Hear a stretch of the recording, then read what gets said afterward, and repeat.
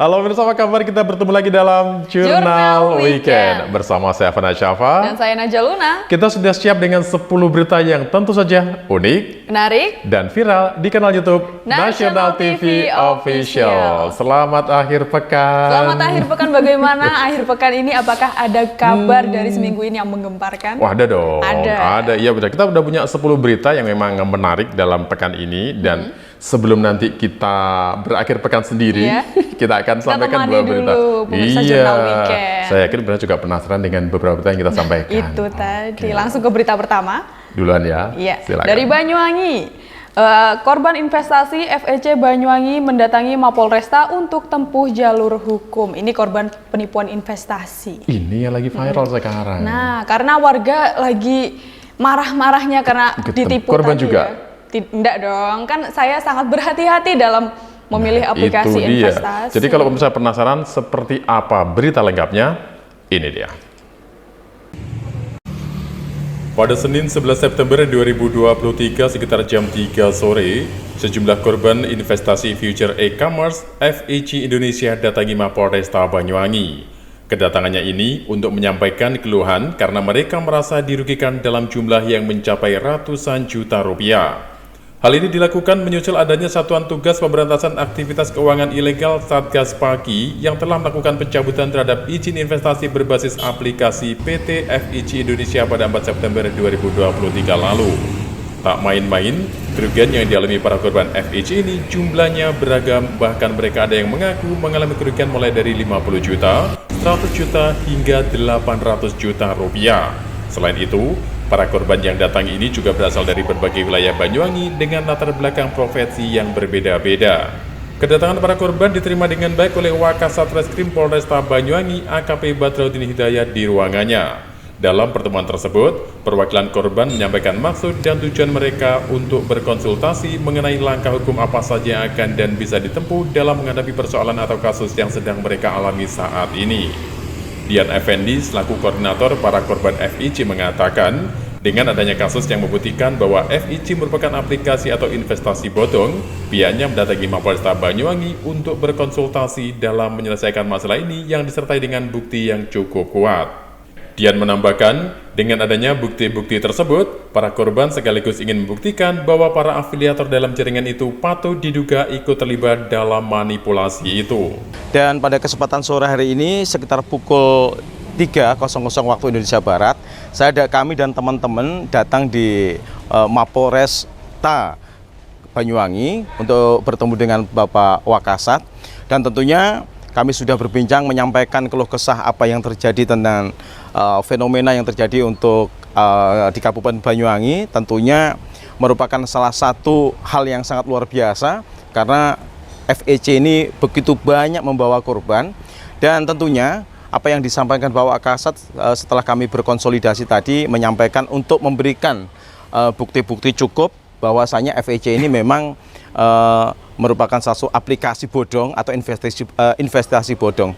Nah, kemudian langkah-langkah kami dari beberapa teman ini yang sudah datang di Polresta ini, di Polresta Banyuwangi, ingin membuktikan bahwasanya memang afiliator atau juga para promotor ini patut diduga melakukan manipulasi, melakukan tindakan-tindakan pidana, dan ini pun kami tidak bisa memutuskan apakah ini akan merujuk pada pasal 378 atau Undang-Undang ITE. Nanti dari pihak penyidik yang akan memberikan keputusannya. Tapi yang jelas kami sudah menyiapkan beberapa alat bukti, karena di dua alat bukti di awal ini sudah mencukupi dan nanti akan ditambah dengan bukti yang lain.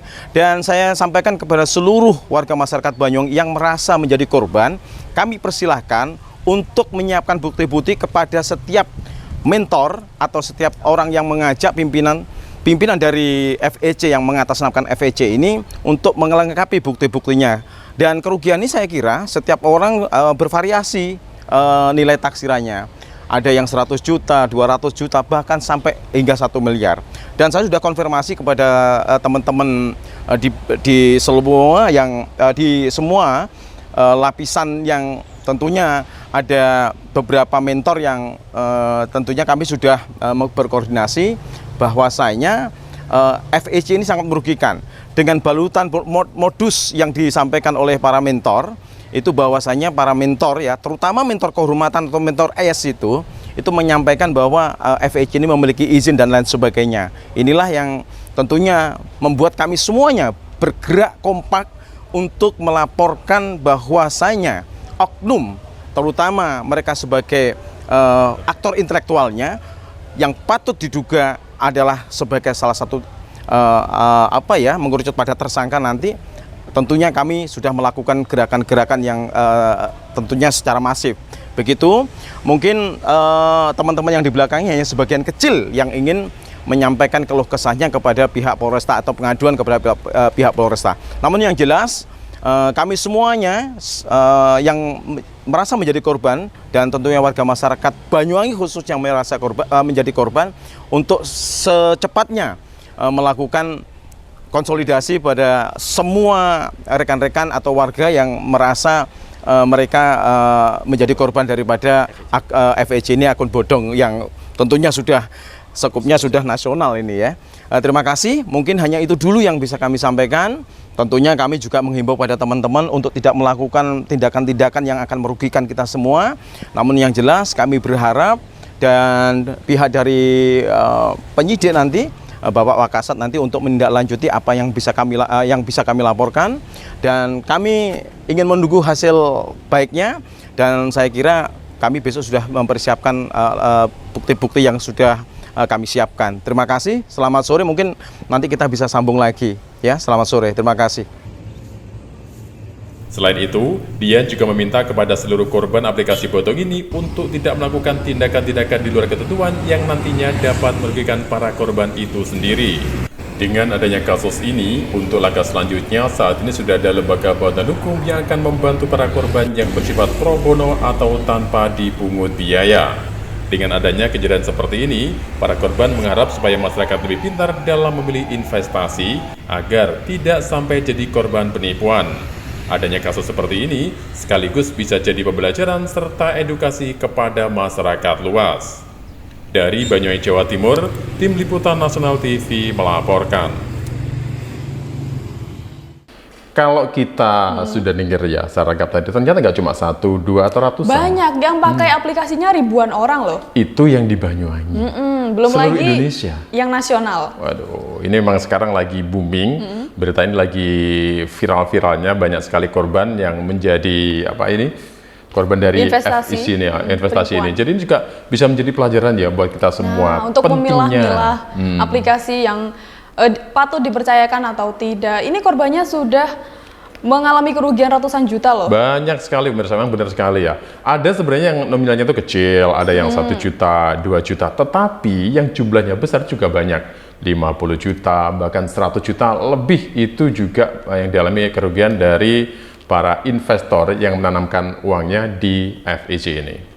Tapi untungnya, Satuan Tugas Pemberantasan Aktivitas Keuangan Ilegal telah melakukan pencabutan terhadap izin investasi berbasis aplikasi PT FEC Indonesia pada 4 September 2023 lalu. Jadi emang dari awalnya itu para investor yang menanam saham, mengambil saham gitu ya di FEC ini, memang waktu itu tahunnya itu setelah dilakukan penutupan izinnya dicabut. Oh, jadi mereka langsung lapor ke Mapolres. Jadi mereka langsung kaget karena ini mereka merasa udah menanam uangku sekian sekian itu ya. Begitu mendengar kabar bahwa izinnya dicabut, mereka artinya merasa getam-getam karena sebelumnya mereka sempat tergiur hanya dengan misalnya nih ya 10 juta rupiah menanam itu bisa dapat lebih dari itu hanya dalam waktu 1 atau 2 hari saja. Memang sangat menggiurkan, tetapi kalau dipikir secara logika kayaknya benar-benar gak masuk akal. Nah itu tadi, beragam yang mengalami kerugian mulai dari 50 juta, 100 juta, bahkan 800 juta. Wah itu bukan uang yang sedikit ya. Banyak untuk sekali. Saya pribadi.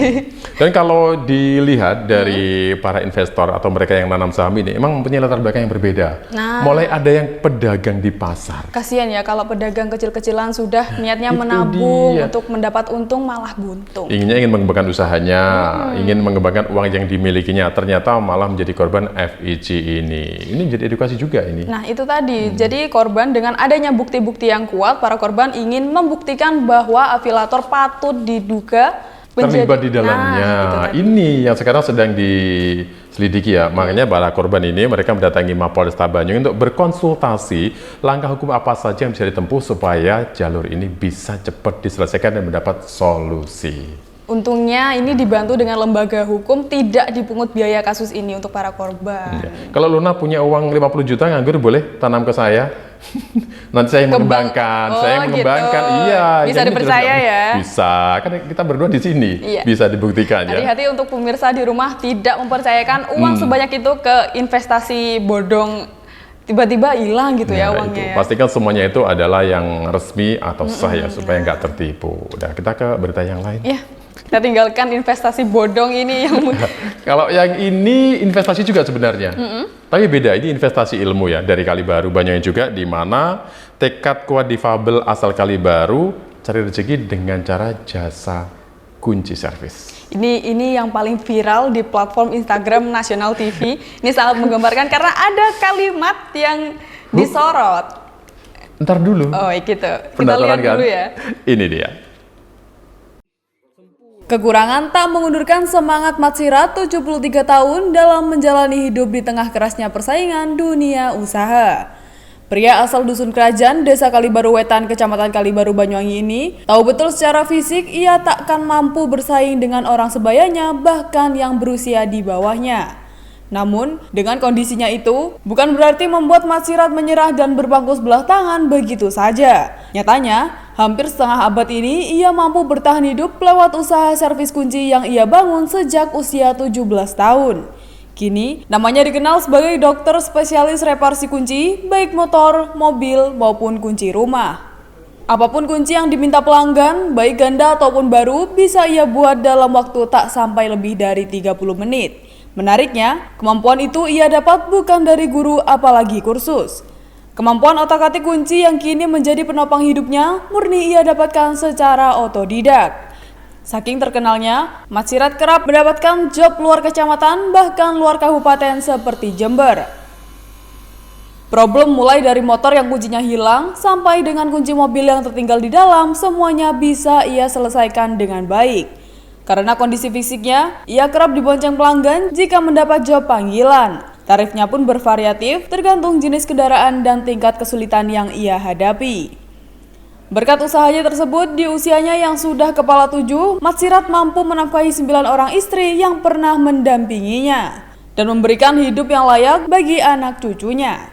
Ame, ya pernah aku sampai 900. Oh itu segala deh. Panggilan mobil apa itu ketinggalan di dalam, mungkinnya itu 200, 150 paling rendah. Iya panggil di mana-mana itu paling rendah ya 100. Itu itu. Kalau buat kuncinya ya ada yang 300, ada yang 200. Yang tetap paling dikit ya 200. Ya kadang-kadang kau leblas pernah aku.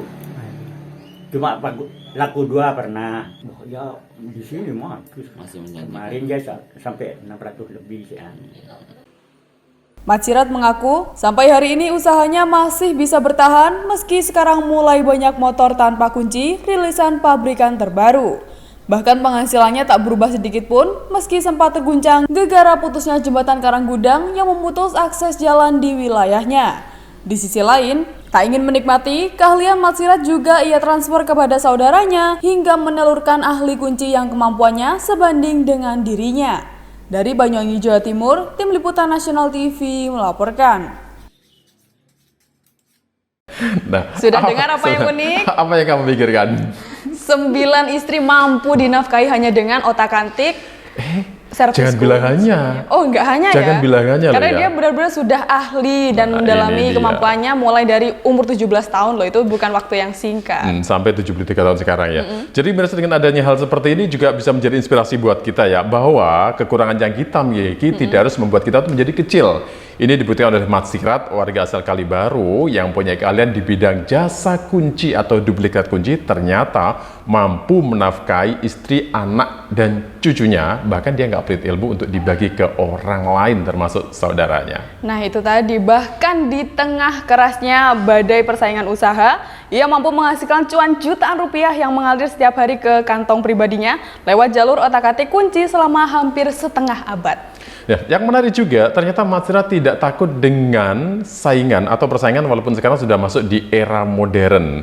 Tetap yakin bahwa usahanya itu mempunyai pasar tersendiri dan untuk itu ia juga tidak pelit ilmu. Bahkan juga ini ya, dia karena difabel itu tidak mengurangi semangat dia untuk terus bisa berkreasi. Bahkan ini pelanggannya bukan hanya dari Banyuwangi atau Kalibatu saja. Namanya sudah dikenal di Kabupaten Luarup, termasuk Jember salah satunya. Itu yang menarik. Bahkan para customernya ini yang merasa misalnya kunci motor hilang, kunci kendaraan hilang, kunci rumah hilang atau rusak, Mazira akan dipanggil dengan cara Iya, dibawa. mereka mengerti ya keadaannya Mazira, jadi dijemput secara langsung. Iya, jadi dimanapun atau bagaimanapun kondisi kita, asal mau berusaha, pasti rezeki ada jalan ya. Nah itu tadi, konsisten loh dia dari umur 17 tahun hingga mampu menafkahi istrinya yang berjumlah 9 sekarang. Dan sekarang umur Mazira sudah 73 tahun. Salut luar biasa. Jadi kalau misalnya ada yang non difabel, masih minder dan nggak mau kerja. Nggak mau kerja.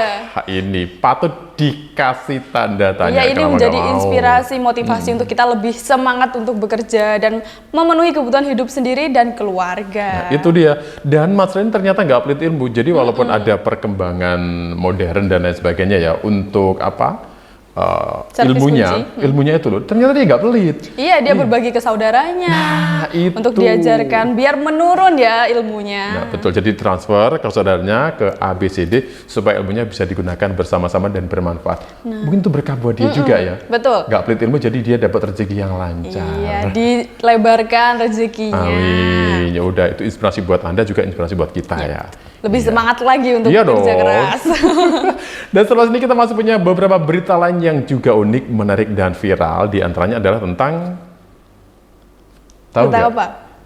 Nanti aja dibahas. Bukan, tentang kekerasan seksual. Tapi selengkapnya kita akan kembali setelah jeda pariwara berikut ini. Tetaplah bersama kami dalam Jurnal Weekend.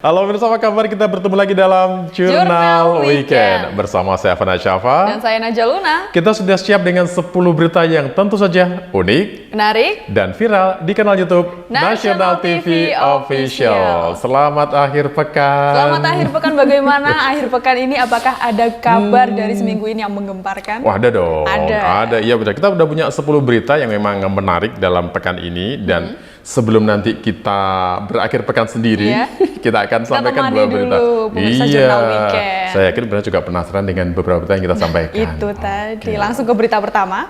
Duluan ya. Iya. Silakan. Dari Banyuwangi. Korban investasi FEC Banyuwangi mendatangi Mapolresta untuk tempuh jalur hukum. Ini korban penipuan investasi. Ini yang lagi viral sekarang. Nah, karena warga lagi marah-marahnya karena ditipu korban tadi juga? ya. Tidak dong, kan saya sangat berhati-hati dalam memilih aplikasi itu dia. investasi. Jadi kalau pemirsa penasaran seperti apa berita lengkapnya, ini dia. Pada Senin 11 September 2023 sekitar jam 3 sore, sejumlah korban investasi future e-commerce FEC Indonesia datangi Mapolresta Banyuwangi. Kedatangannya ini untuk menyampaikan keluhan karena mereka merasa dirugikan dalam jumlah yang mencapai ratusan juta rupiah. Hal ini dilakukan menyusul adanya Satuan Tugas Pemberantasan Aktivitas Keuangan Ilegal Satgas Paki yang telah melakukan pencabutan terhadap izin investasi berbasis aplikasi PT FEC Indonesia pada 4 September 2023 lalu. Tak main-main, kerugian yang dialami para korban FEC ini jumlahnya beragam, bahkan mereka ada yang mengaku mengalami kerugian mulai dari 50 juta, 100 juta, hingga 800 juta rupiah. Selain itu, para korban yang datang ini juga berasal dari berbagai wilayah Banyuwangi dengan latar belakang profesi yang berbeda-beda.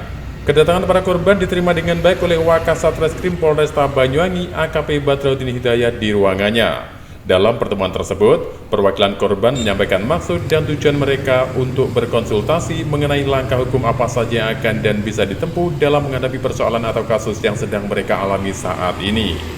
Dian Effendi selaku koordinator para korban FEC mengatakan, Dengan adanya kasus yang membuktikan bahwa FIC merupakan aplikasi atau investasi bodong, pihaknya mendatangi Mapolresta Banyuwangi untuk berkonsultasi dalam menyelesaikan masalah ini yang disertai dengan bukti yang cukup kuat.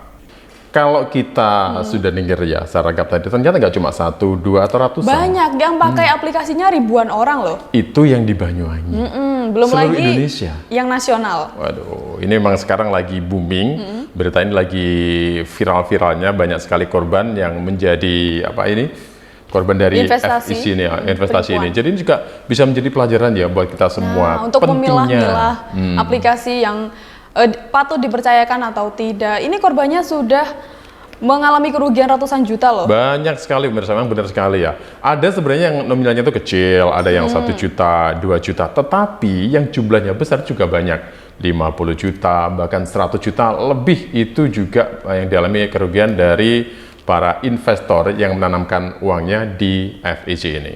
Tapi untungnya, Satuan Tugas Pemberantasan Aktivitas Keuangan Ilegal telah melakukan pencabutan terhadap izin investasi berbasis aplikasi PT FEC Indonesia pada 4 September 2023 lalu. Jadi emang dari awalnya itu para investor yang menanam saham, mengambil saham gitu ya di FEC ini, memang waktu itu tahunnya itu setelah dilakukan penutupan izinnya dicabut. Oh, jadi mereka langsung lapor ke Mapolres. Jadi mereka langsung kaget karena ini mereka merasa udah menanam uangku sekian sekian itu ya. Begitu mendengar kabar bahwa izinnya dicabut, mereka pun akhirnya merasa getam-getam karena sebelumnya mereka sempat tergiur hanya dengan misalnya nih ya 10 juta rupiah menanam itu bisa dapat lebih dari itu hanya dalam waktu 1 atau 2 hari saja. Memang ini sangat menggiurkan, tetapi kalau dipikir secara logika kayaknya benar-benar gak masuk akal. Nah itu tadi, beragam yang mengalami kerugian mulai dari 50 juta, 100 juta, bahkan 800 juta. Wah itu bukan uang yang sedikit ya Banyak untuk sekali. saya pribadi. Dan kalau dilihat dari para investor atau mereka yang nanam saham ini, emang mempunyai latar belakang yang berbeda. Nah. Mulai ada yang pedagang di pasar. Kasihan ya kalau pedagang kecil-kecilan sudah niatnya Itu menabung dia. untuk mendapat untung malah buntung. Ingin mengembangkan usahanya, ingin mengembangkan uang yang dimilikinya, ternyata malah menjadi korban FIC ini. Ini menjadi edukasi juga ini. Nah itu tadi, jadi korban dengan adanya bukti-bukti yang kuat, para korban ingin membuktikan bahwa afiliator patut diduga Terlibat di dalamnya. Nah, itu tadi. Ini yang sekarang sedang diselidiki ya. Makanya para korban ini mereka mendatangi Mapolresta Banyuwangi untuk berkonsultasi langkah hukum apa saja yang bisa ditempuh supaya jalur ini bisa cepat diselesaikan dan mendapat solusi. Untungnya ini dibantu dengan lembaga hukum, tidak dipungut biaya kasus ini untuk para korban. Ya. Kalau Luna punya uang 50 juta nganggur boleh tanam ke saya. Nanti saya yang mengembangkan, Gitu. Iya. Bisa ini dipercaya jelas, ya. Bisa, kan kita berdua di sini. Iya. Bisa dibuktikan ya. Hati-hati untuk pemirsa di rumah tidak mempercayakan uang sebanyak itu ke investasi bodong.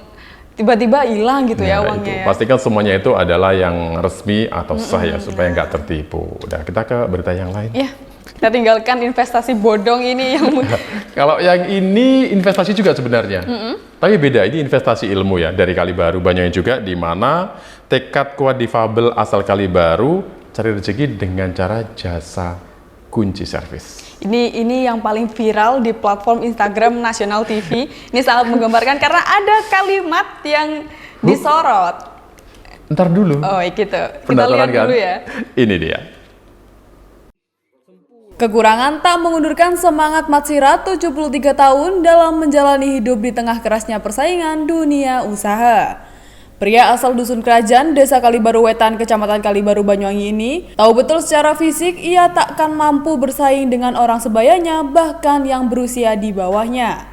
Namun, dengan kondisinya itu, bukan berarti membuat Matsirat menyerah dan berpangku sebelah tangan begitu saja. Nyatanya, hampir setengah abad ini ia mampu bertahan hidup lewat usaha servis kunci yang ia bangun sejak usia 17 tahun. Kini, namanya dikenal sebagai dokter spesialis reparasi kunci, baik motor, mobil, maupun kunci rumah. Apapun kunci yang diminta pelanggan, baik ganda ataupun baru, bisa ia buat dalam waktu tak sampai lebih dari 30 menit. Menariknya, kemampuan itu ia dapat bukan dari guru apalagi kursus. Kemampuan otak-atik kunci yang kini menjadi penopang hidupnya, murni ia dapatkan secara otodidak. Saking terkenalnya, Matsirat kerap mendapatkan job luar kecamatan, bahkan luar kabupaten seperti Jember. Problem mulai dari motor yang kuncinya hilang sampai dengan kunci mobil yang tertinggal di dalam, semuanya bisa ia selesaikan dengan baik. Karena kondisi fisiknya, ia kerap dibonceng pelanggan jika mendapat job panggilan. Tarifnya pun bervariatif tergantung jenis kendaraan dan tingkat kesulitan yang ia hadapi. Berkat usahanya tersebut, di usianya yang sudah kepala 7, Mat Sirat mampu menafkahi 9 orang istri yang pernah mendampinginya dan memberikan hidup yang layak bagi anak cucunya. Ame. Ya pernah aku sampai 900. Oh itu segala deh. Panggilan mobil apa itu ketinggalan di dalam. Mungkinnya itu 200, 150 paling rendah. Iya panggil di mana-mana itu paling rendah ya 100. Itu kak pintu. Kalau buat kuncinya ya ada yang 300. Ada yang 200, yang tetap paling dikit ya 200. Ya kadang-kadang kau leblas pernah aku. Cuma laku 2 pernah. Oh, ya di sini masih kemarin ya sampai 600 lebih sih. Mat Sirat mengaku sampai hari ini usahanya masih bisa bertahan meski sekarang mulai banyak motor tanpa kunci rilisan pabrikan terbaru. Bahkan penghasilannya tak berubah sedikit pun meski sempat terguncang gegara putusnya jembatan Karanggudang yang memutus akses jalan di wilayahnya. Di sisi lain, tak ingin menikmati, keahlian Mat Sirat juga ia transfer kepada saudaranya hingga menelurkan ahli kunci yang kemampuannya sebanding dengan dirinya. Dari Banyuwangi, Jawa Timur, Tim Liputan Nasional TV melaporkan.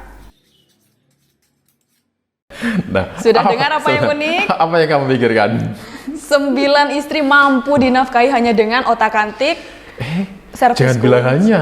Oh, enggak hanya ya. Jangan bilang hanya loh Karena ya. dia benar-benar sudah ahli dan Nah, mendalami ini dia. kemampuannya mulai dari umur 17 tahun loh. Itu bukan waktu yang singkat. Sampai 73 tahun sekarang ya. Jadi mirsa dengan adanya hal seperti ini juga bisa menjadi inspirasi buat kita ya, bahwa kekurangan yang kita miliki tidak harus membuat kita tuh menjadi kecil.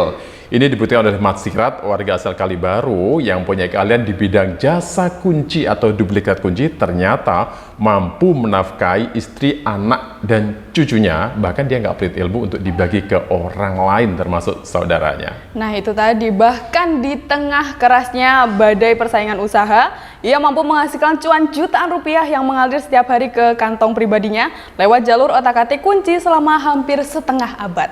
Ya, yang menarik juga, ternyata Mat Sirat tidak takut dengan saingan atau persaingan walaupun sekarang sudah masuk di era modern. Tetap yakin bahwa usahanya itu mempunyai pasar tersendiri dan untuk itu ia juga tidak pelit ilmu. Bahkan juga ini ya, dia karena difabel itu tidak mengurangi semangat dia untuk terus bisa berkreasi. Bahkan ini pelanggannya bukan hanya dari Banyuwangi atau Kalibaru saja. Namanya sudah dikenal di Kabupaten Luarup, termasuk Jember salah satunya. Itu yang menarik. Bahkan para customernya ini yang merasa misalnya kunci motor hilang, kunci kendaraan hilang, kunci rumah hilang atau rusak, Mat Sirat akan dipanggil dengan cara Iya, dibawa. mereka mengerti ya keadaannya Mat Sirat, jadi dijemput secara langsung. Iya, jadi dimanapun atau bagaimanapun kondisi kita, asal mau berusaha, pasti rezeki ada jalan ya. Nah itu tadi, konsisten loh dia dari umur 17 tahun hingga mampu menafkahi istrinya yang berjumlah 9 sekarang. Dan sekarang umur Mat Sirat sudah 73 tahun. Salut luar biasa. Jadi kalau misalnya ada yang non difabel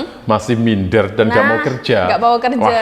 Wah, ini patut dikasih tanda tanya. Iya, ini kenapa menjadi nggak mau? inspirasi, motivasi untuk kita lebih semangat untuk bekerja dan memenuhi kebutuhan hidup sendiri dan keluarga. Nah, itu dia. Dan Mas Ren ternyata nggak pelit ilmu. Jadi walaupun ada perkembangan modern dan lain sebagainya ya untuk apa Servis ilmunya itu loh. Ternyata dia nggak pelit. Iya, dia berbagi ke saudaranya itu. untuk diajarkan biar menurun ya ilmunya. Nah, betul. Jadi transfer ke saudaranya ke ABCD supaya ilmunya bisa digunakan bersama-sama dan bermanfaat. Mungkin itu berkah buat dia juga ya. Betul. Nggak pelit ilmu, jadi dia dapat rezeki yang lancar. Iya, dilebarkan rezekinya. Amin. Ya udah, itu inspirasi buat Anda juga inspirasi buat kita ya. Lebih semangat lagi untuk Iya bekerja dong. keras. Dan setelah ini kita masih punya beberapa berita lain yang juga unik, menarik, dan viral. Di antaranya adalah tentang... Tahu Tentang nggak? apa? Ah, nanti aja dibahas. Bukan. Tentang kekerasan seksual. Tapi selengkapnya, kita akan kembali setelah jeda pariwara berikut ini. Tetaplah bersama kami dalam Jurnal Weekend.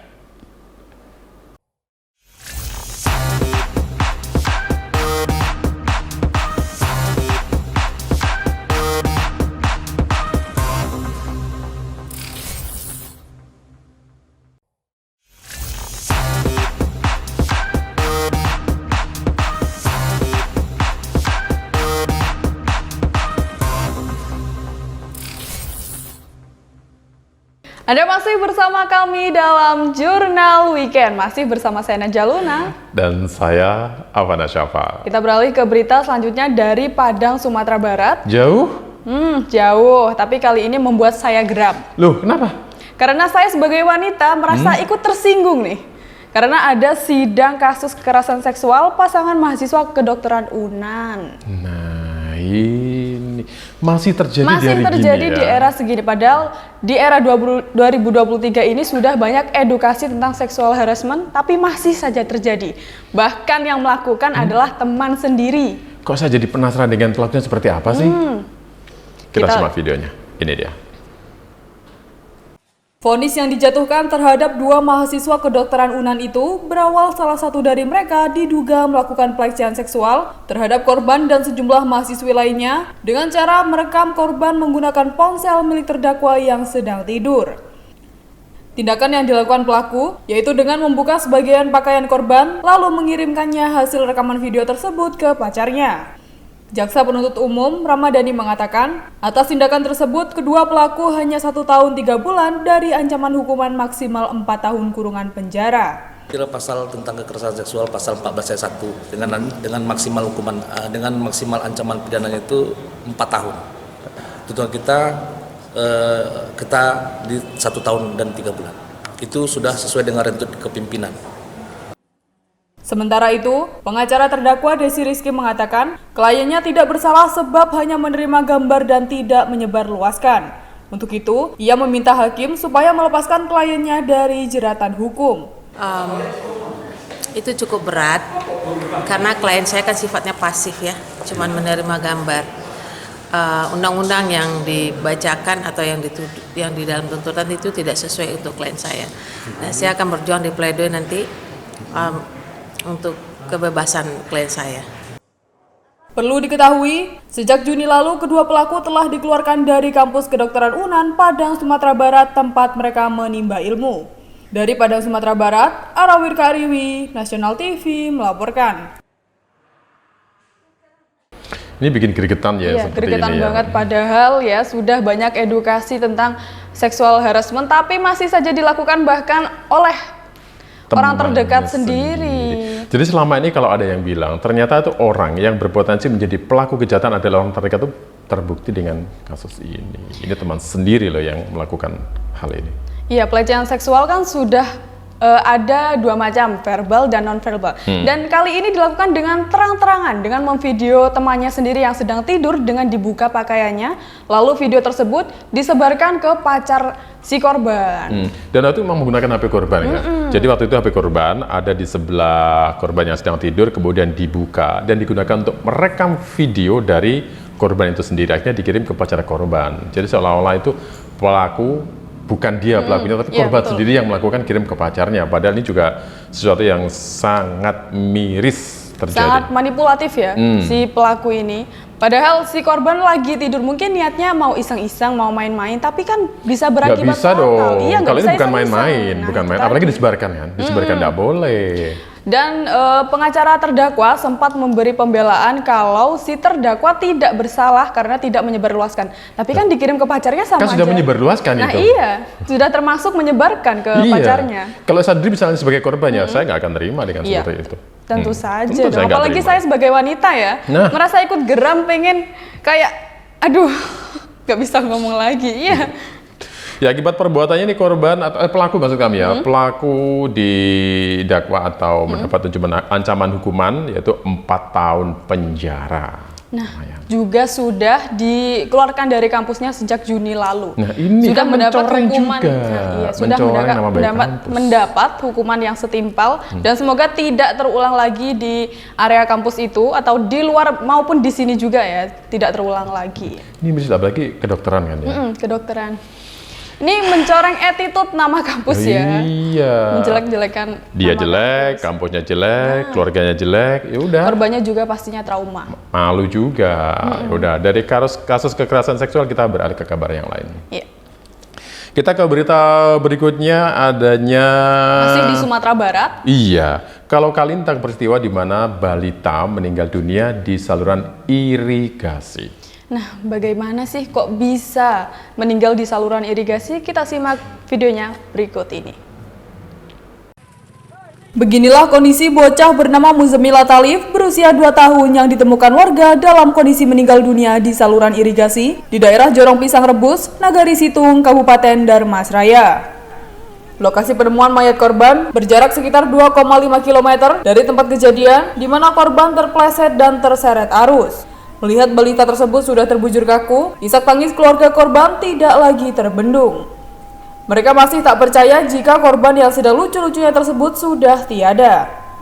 Berdasarkan keterangan dari salah satu anggota keluarga, saat peristiwa itu terjadi, korban yang merupakan anak pertama dari pasangan Maggie Chandra dan Mesta Putri Nurhayu sedang bermain di belakang rumahnya yang tidak jauh dari saluran irigasi. Karena korban tak kunjung pulang, pihak keluarga mulai was-was terhadap keberadaan korban. Setelah dilakukan pengecekan, ternyata korban tidak berada di lokasi dan membuat keluarga mulai panik. Mereka kemudian melakukan pencarian, namun tak kunjung ditemukan. Setelah cukup lama mencari, namun korban tak juga ditemukan, pihak keluarga sepakat untuk melaporkan peristiwa itu ke pemerintah setempat untuk meminta bantuan dan upaya pencarian. Tadi dihubungi oleh Jorong Tanjung Serilo bahwasanya ada anak warga kita yang tidak berjumpa di rumah dengan kecurigaan anak ini masuk ke saluran irigasi. Jadi di dalam hal ini sepanjang perjalanan masyarakat mencari di saluran irigasi, namun sampai 2 jam lebih kejumpa anak ini sama orang yang mancing di Pisang Berebus. Jadi itulah sebabnya ketemunya anak ini memang di dalam saluran irigasi. Kalau untuk kondisi korban pada saat ini sudah meninggal. Dan kita lihat untuk bagian tubuhnya memang ada goresan karena mungkin arus air yang cukup besar gitu. Saat ini, korban telah disemayamkan di rumah orang tuanya di daerah Nagari Sikabau, Kecamatan Pulau Punjung, Darmasraya, Sumatera Barat, untuk selanjutnya dilakukan pemakaman. Dari Darmasraya, Sumatera Barat, Arawir Kariwi, Nasional TV melaporkan. Perlunya mengawasi anak-anak ya, apalagi balita ini masih 2 tahun. Iya, waktu bermain peran orang tua sangat diperlukan ya, agar tidak terjadi hal seperti ini. Kalau seperti ini keluarga yang ditinggalkan tentu merasa sangat sedih, merasa sangat ditinggalkan. Dalam peristiwa yang terjadi di daerah Pulau Punjung, Kabupaten Darmasraya, Sumatera Barat ini, saat itu korban yang masih berusia 2 tahun diketahui oleh keluarganya sedang bermain di belakang rumah. Dan kebetulan juga ini ya, rumahnya dekat dengan saluran irigasi. Jadi keluarga korban ini dilihat gitu dilihat masih ada. Tapi beberapa waktu kemudian, dalam waktu sekian lama ternyata korban kok tidak kembali ke rumah, tidak kelihatan. Disinilah kecurigaan mulai muncul dan keluarga mulai panik untuk mencari keberadaan korban. Ya, diduga korban ini terpleset lalu sempat terseret arus sejauh 2,5 km. Itu jauh sekali ya. Jadi mungkin korban tidak tahu ya, mungkin sudah berusaha meminta tolong tapi tidak ada yang mendengar karena mungkin tempat itu jauh. Sudah jauh kan 2,5 meter? Jauh banget. Ya, jadi tidak sempat meminta tolong dan akhirnya tewas di saluran irigasi. Dan memang awalnya sebelum diketahui atau belum ditemukan itu keluarga korban sempat mencari juga bersama keluarga yang lain, bersama tetangga, warga setempat, pemerintah setempat juga. Tapi akhirnya karena nggak ketemu, mereka lapor ke pihak desa RT RW bahwa anak si orang tua korban ini tak kunjung pulang. Ya udah, akhirnya setelah dilakukan pencarian dalam waktu cukup lama, ditemukan korban sudah dalam keadaan meninggal dunia di saluran irigasi yang sebenarnya itu awalnya emang berada di dekat rumah korban, tetapi ketika ditemukan jaraknya cukup jauh, 2,5 km. Ya, sekarang korban sudah berpulang ke rumahnya dan mendapatkan pemakaman yang layak. Ya, mudah-mudahan ini bisa jadi pelajaran buat kita semuanya, pentingnya untuk selalu mengawasi, pentingnya untuk selalu berhati-hati dimanapun berada, walaupun itu di tempat yang aman sekalipun. Ya, kan itu dekat rumahnya ya, padahal. Anak-anak kan sifatnya kan serba ingin tahu, penasaran. Ini juga menjadi jadi semuanya perhatian buat dicoba kita. ya. Iya. Saya sebagai kakak yang punya adik yang masih kecil, yang masih balita ikut bersedih atas kejadian kali ini, dan semoga keluarga yang ditinggalkan bisa diberi ketabahan. Dan mudah-mudahan tidak terulang ya, tidak terulang lagi. Ini juga bisa menjadi pembelajaran buat para orang tua supaya lebih berhati-hati lagi ketika sedang mengawasi putra-putrinya bermain. Kita langsung beralih ke berita selanjutnya.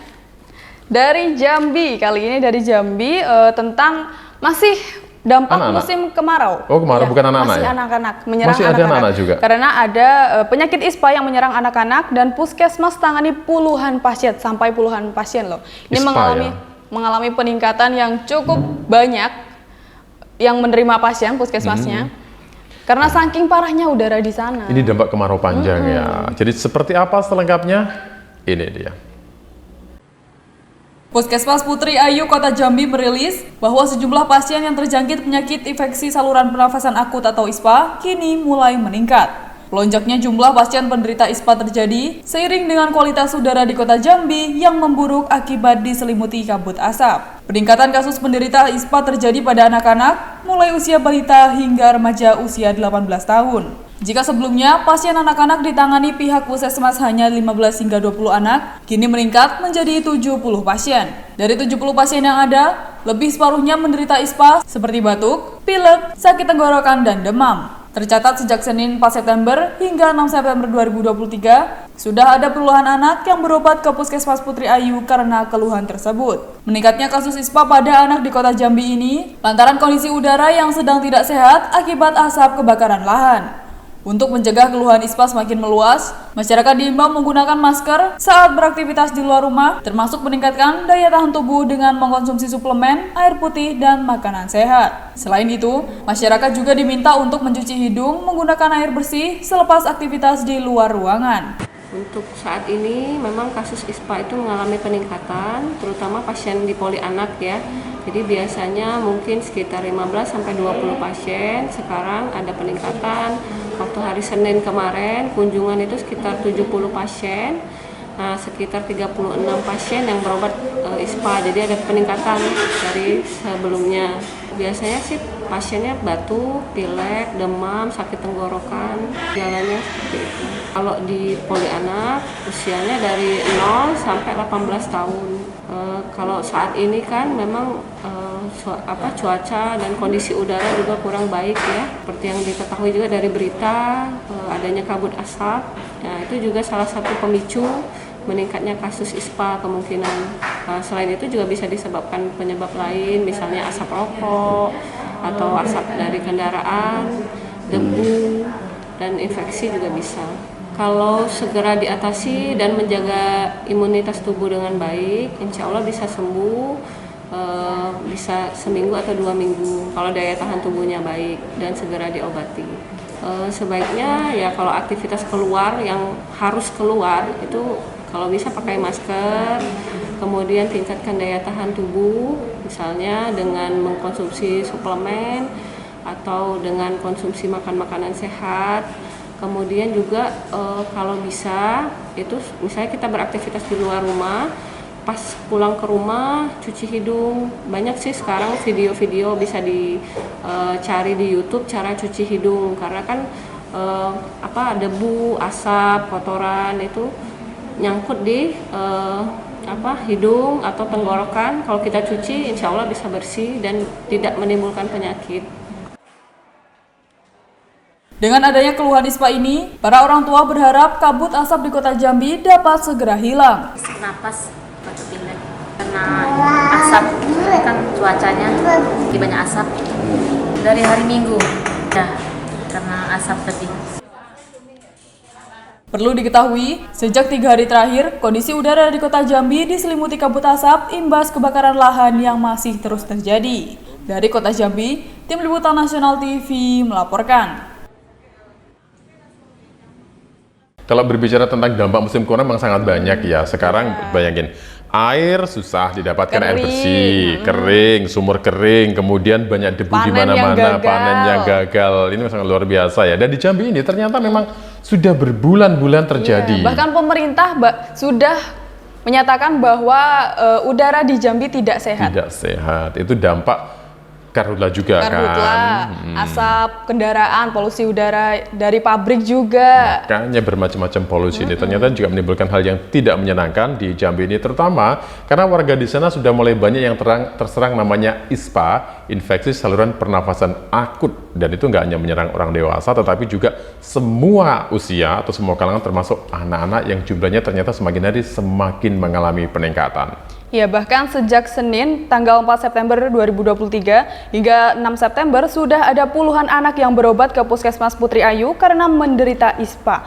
Bahkan mengalami peningkatan pasien yang biasanya hanya menangani 15-20 pasien kini menjadi 70 pasien. Berarti ini Sangat peningkatannya tinggi. nggak 5 atau 10% ya, Iya. dari 15 menjadi 70. Ini pasien. peningkatannya berarti lebih dari 200%. Wow. Jadi di sana, warga di sana memang disarankan untuk pertama menggunakan masker. Kemudian tidak melakukan kegiatan di luar rumah secara berlebihan kalau tidak penting banget kan. Sekarang ada cara baru, mencuci hidung dengan air bersih. Nah, Itu tadi. Dan ini juga mengonsumsi suplemen penambah tubuh agar daya tubuhnya tetap sehat dan kuat. termasuk makanan sehat. Minum Sangat air putih yang diperlukan. cukup juga termasuk bisa dilakukan. Dan memang kalau warga sekitar itu sebenarnya sudah sering mengalami ya yang namanya musim kemarau panjang, ada karhutla itu sudah terbiasa. Tetapi musim kemarau kali ini memang dampaknya itu sangat luar Iya, biasa. berkepanjangan ya. Ini Berkepanjangan. dialami yang buruk dialami oleh para petani, masyarakat sekitar juga, kekeringan. Sudah banyak dan semoga udara di Jambi lekas membaik dan ISPA tidak menyerang anak-anak dan maupun orang dewasa juga. Ya, ini untungnya juga pemerintah setempat tanggap ya dengan air bersih, kemudian melakukan pemadaman waterbombing. Mudah-mudahan juga segera selesai karhutla di wilayah Jambi ini. Ya, ini gejalanya sepele loh ISPA itu. Cuman kayak batuk, pilek, demam kan kelihatannya sepele ya. Tapi bisa berakibat fatal kalau tidak ditangani dengan serius. Jangan disepelekan. Iya. Pemirsa, kita masih punya beberapa berita yang menarik, di antaranya adalah tentang kecelakaan. Tapi selengkapnya kita akan kembali sesaat lagi. Tetaplah di Jurnal Weekend.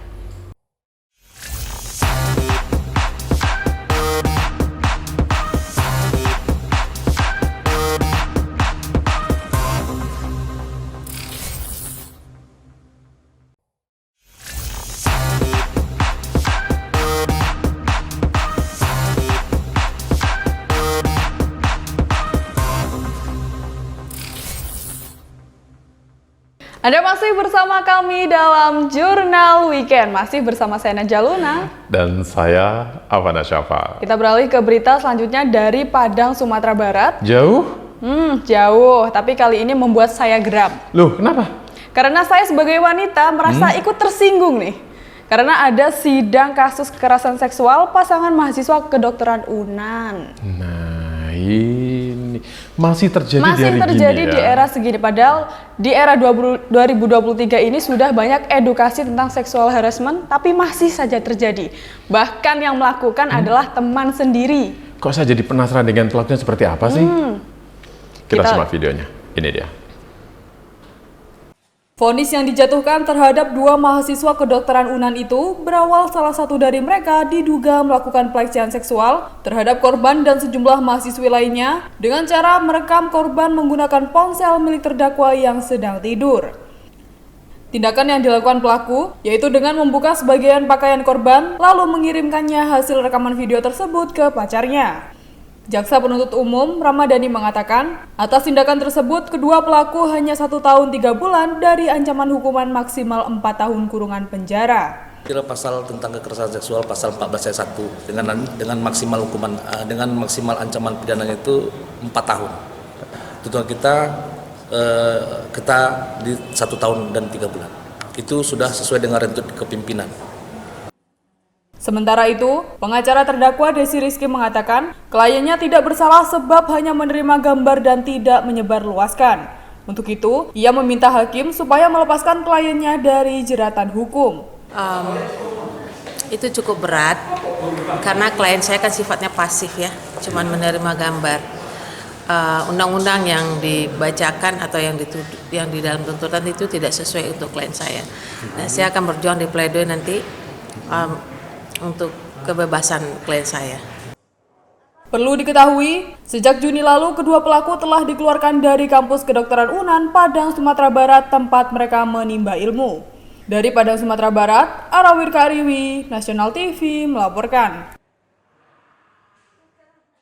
Ini bikin gregetan ya, Iya, seperti gregetan ini ya. banget, padahal ya sudah banyak edukasi tentang seksual harassment, tapi masih saja dilakukan bahkan oleh orang terdekat sendiri. Jadi selama ini kalau ada yang bilang ternyata itu orang yang berpotensi menjadi pelaku kejahatan adalah orang terdekat, itu terbukti dengan kasus ini. Ini teman sendiri loh yang melakukan hal ini. Iya, pelecehan seksual kan sudah ada dua macam, verbal dan non-verbal. Dan kali ini dilakukan dengan terang-terangan, dengan memvideo temannya sendiri yang sedang tidur dengan dibuka pakaiannya, lalu video tersebut disebarkan ke pacar si korban. Dan itu memang menggunakan HP korban ya. Jadi waktu itu HP korban ada di sebelah korban yang sedang tidur, kemudian dibuka dan digunakan untuk merekam video dari korban itu sendiri. Akhirnya dikirim ke pacar korban. Jadi seolah-olah itu pelaku bukan dia pelakunya, tapi korban sendiri yang melakukan, kirim ke pacarnya. Padahal ini juga sesuatu yang sangat miris terjadi. Sangat manipulatif ya si pelaku ini.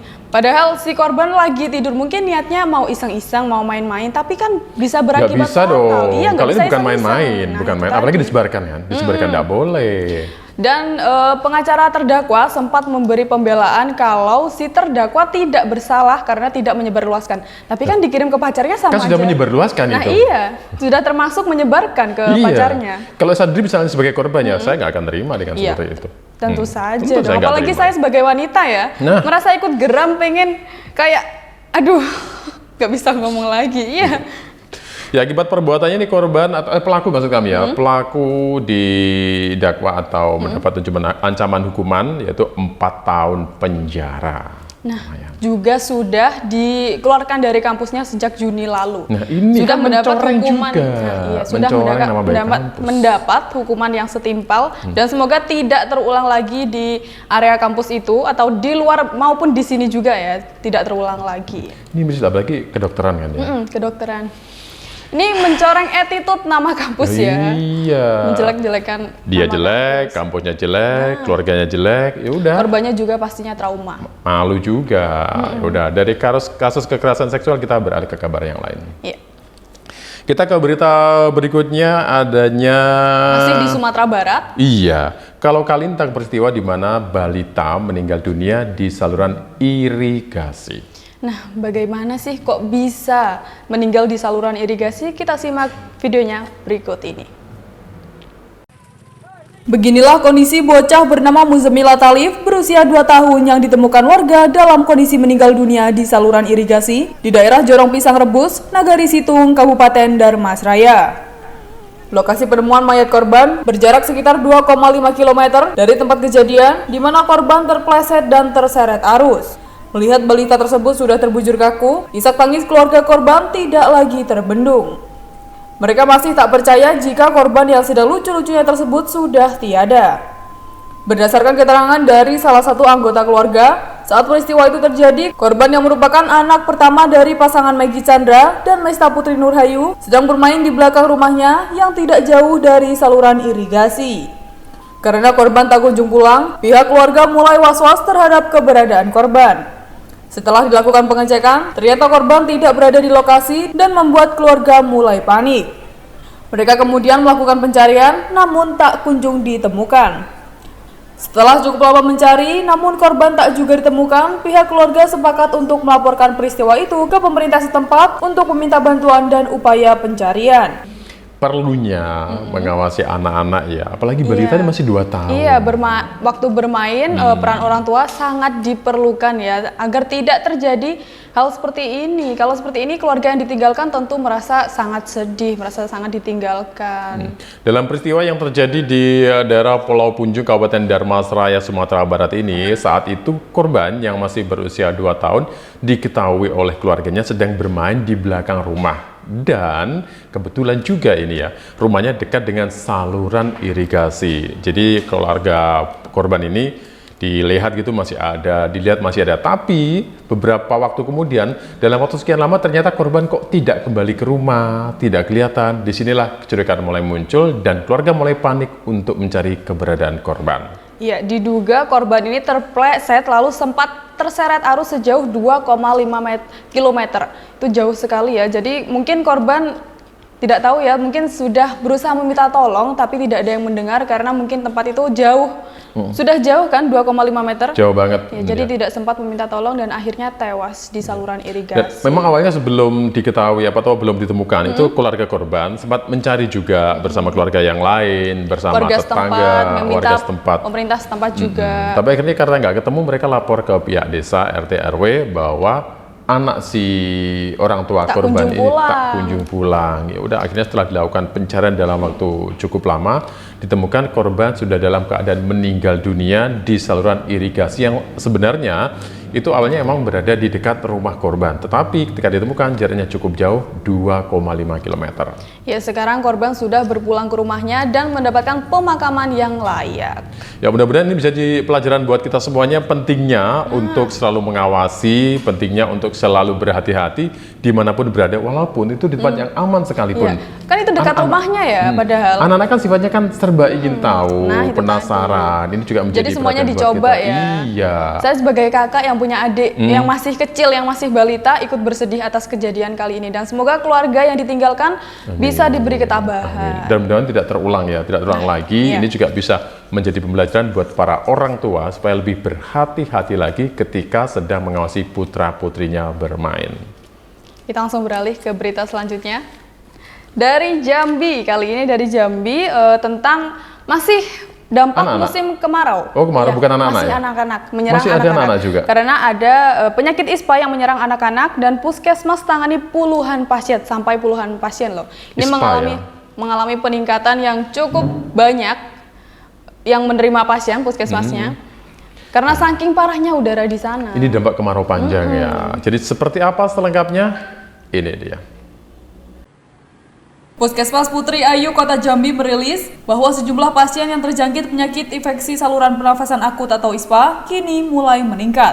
Melonjaknya jumlah pasien penderita ISPA terjadi seiring dengan kualitas udara di Kota Jambi yang memburuk akibat diselimuti kabut asap. Peningkatan kasus penderita ISPA terjadi pada anak-anak mulai usia balita hingga remaja usia 18 tahun. Jika sebelumnya pasien anak-anak ditangani pihak puskesmas hanya 15 hingga 20 anak, kini meningkat menjadi 70 pasien. Dari 70 pasien yang ada, lebih separuhnya menderita ISPA seperti batuk, pilek, sakit tenggorokan, dan demam. Tercatat sejak Senin 4 September hingga 6 September 2023, sudah ada puluhan anak yang berobat ke Puskesmas Putri Ayu karena keluhan tersebut. Meningkatnya kasus ISPA pada anak di Kota Jambi ini lantaran kondisi udara yang sedang tidak sehat akibat asap kebakaran lahan.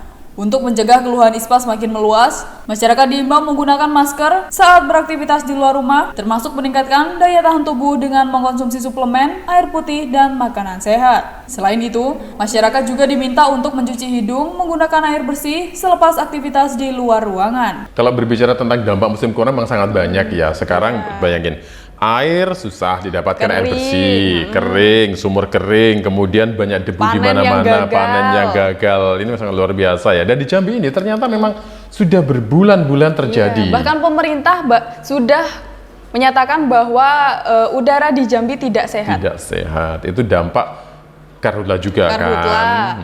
Asap kendaraan, polusi udara dari pabrik juga. Makanya bermacam-macam polusi ini ternyata juga menimbulkan hal yang tidak menyenangkan di Jambi ini, terutama karena warga di sana sudah mulai banyak yang terserang namanya ISPA, infeksi saluran pernafasan akut, dan itu nggak hanya menyerang orang dewasa tetapi juga semua usia atau semua kalangan termasuk anak-anak yang jumlahnya ternyata semakin hari semakin mengalami peningkatan. Ya, bahkan sejak Senin tanggal 4 September 2023 hingga 6 September sudah ada puluhan anak yang berobat ke Puskesmas Putri Ayu karena menderita ISPA. Bahkan mengalami peningkatan pasien yang biasanya hanya menangani 15-20 pasien kini menjadi 70 pasien. Berarti ini Sangat peningkatan nggak 5 atau 10% ya? Iya, dari 15 menjadi 70. Ini peningkatannya berarti lebih dari 200%. Wow. Jadi di sana, warga di sana memang disarankan untuk pertama menggunakan masker. Kemudian tidak melakukan kegiatan di luar rumah secara berlebihan kalau tidak penting banget kan. Sekarang ada cara baru, mencuci hidung dengan air bersih. Nah, itu tadi. Dan ini juga mengonsumsi suplemen penambah tubuh agar daya tubuhnya tetap sehat dan kuat. Termasuk makanan sehat. Minum air putih yang cukup juga termasuk bisa dilakukan. Dan memang kalau warga sekitar itu sebenarnya sudah sering mengalami ya yang namanya musim kemarau panjang, ada karhutla itu sudah terbiasa. Tetapi musim kemarau kali ini memang dampaknya itu sangat luar biasa. Iya, berkepanjangan ya. Ini berkepanjangan. Dialami yang buruk dialami oleh para petani, masyarakat sekitar juga, kekeringan. Sudah banyak dan semoga udara di Jambi lekas membaik dan ispa tidak menyerang anak-anak dan maupun orang dewasa juga. Ya, ini untungnya juga pemerintah setempat tanggap ya dengan air bersih, kemudian melakukan pemadaman waterbombing. Mudah-mudahan juga segera selesai karhutla di wilayah Jambi ini. Ya, ini gejalanya sepele loh ISPA itu. Cuman kayak batuk, pilek, demam kan kelihatannya sepele ya. Tapi bisa berakibat fatal kalau tidak ditangani dengan serius. Jangan disepelekan. Iya. Pemirsa, kita masih punya beberapa berita yang menarik, di antaranya adalah tentang kecelakaan. Tapi selengkapnya kita akan kembali sesaat lagi. Tetaplah di Jurnal Weekend.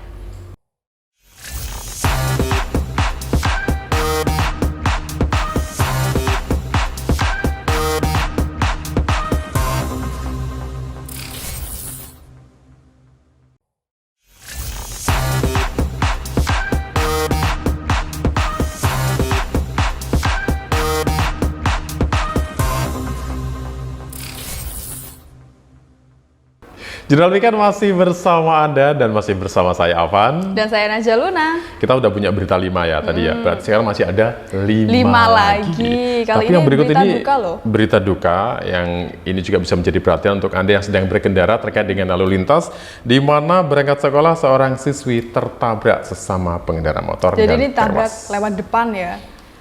Benturannya sangat keras. Ya, tabrakan. Jadi ini mengakibatkan sesuatu yang tidak diinginkan para pengendara. Nah, ini yang perlu diperhatikan ya, karena ternyata korbannya itu tidak pakai helm.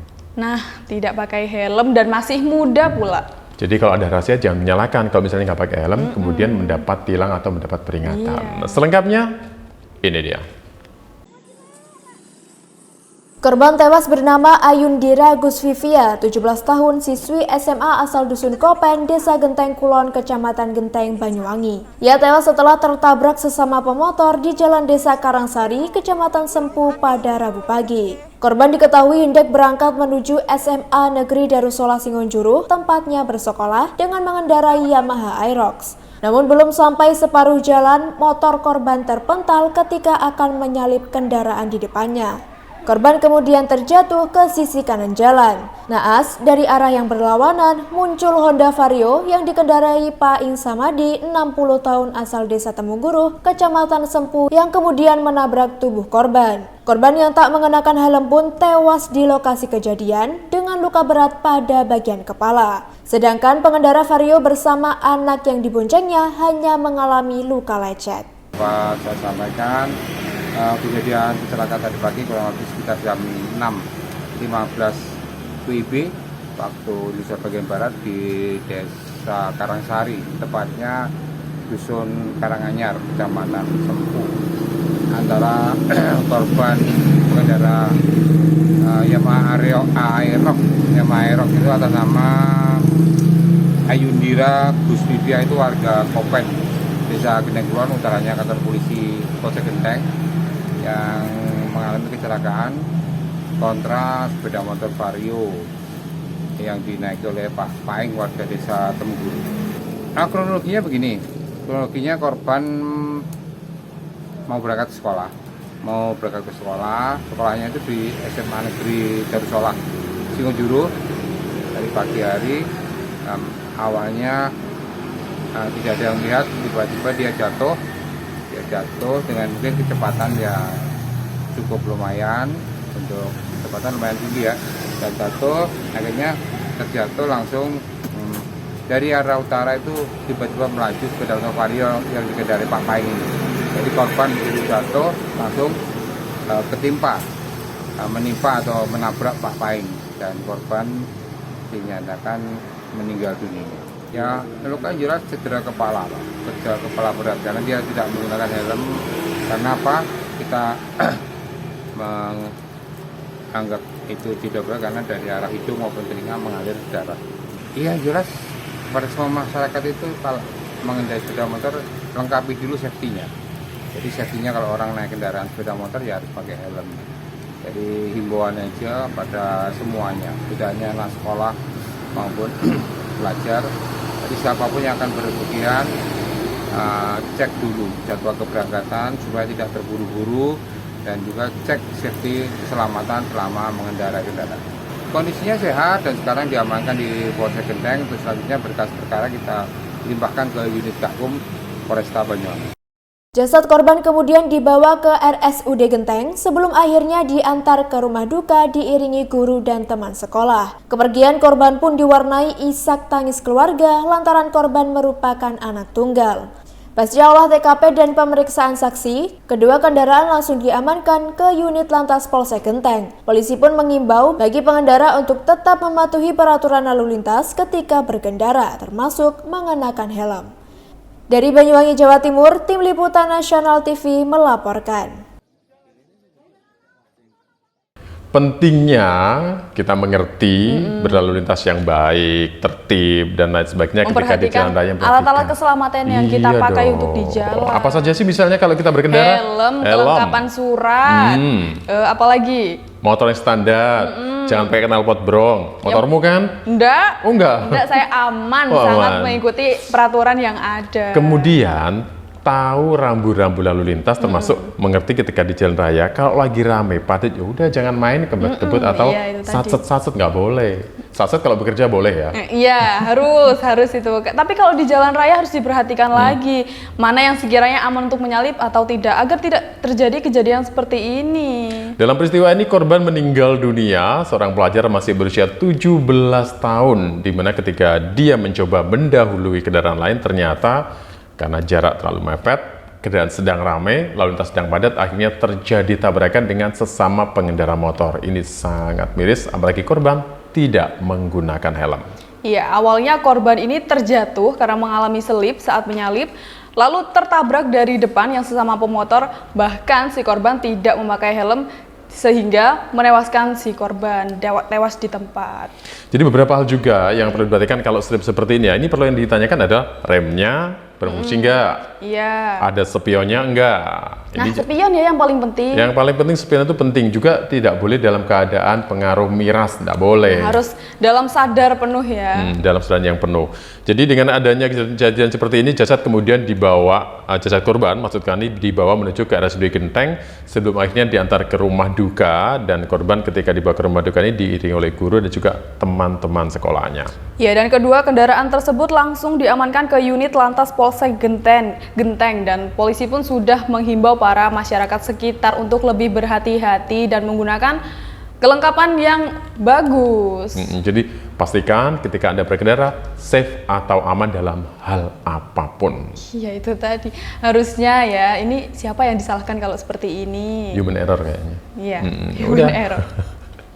Dari berita mengenai siswi yang mengalami kecelakaan, kita ke kabar yang lain. Ini masih kecelakaan juga? Masih laka lantas dan masih di Banyuwangi yang dialami oleh supir yang mengantuk yang menghantam tiang listrik. Nah, ini kelalaian sendiri ya, karena mengantuk, tidak dengan kesadaran penuh, jadi menghantam tiang listrik karena oleng. Kalau ngantuk tidur dan istirahat. Tapi seperti apa detail informasinya? Ini dia.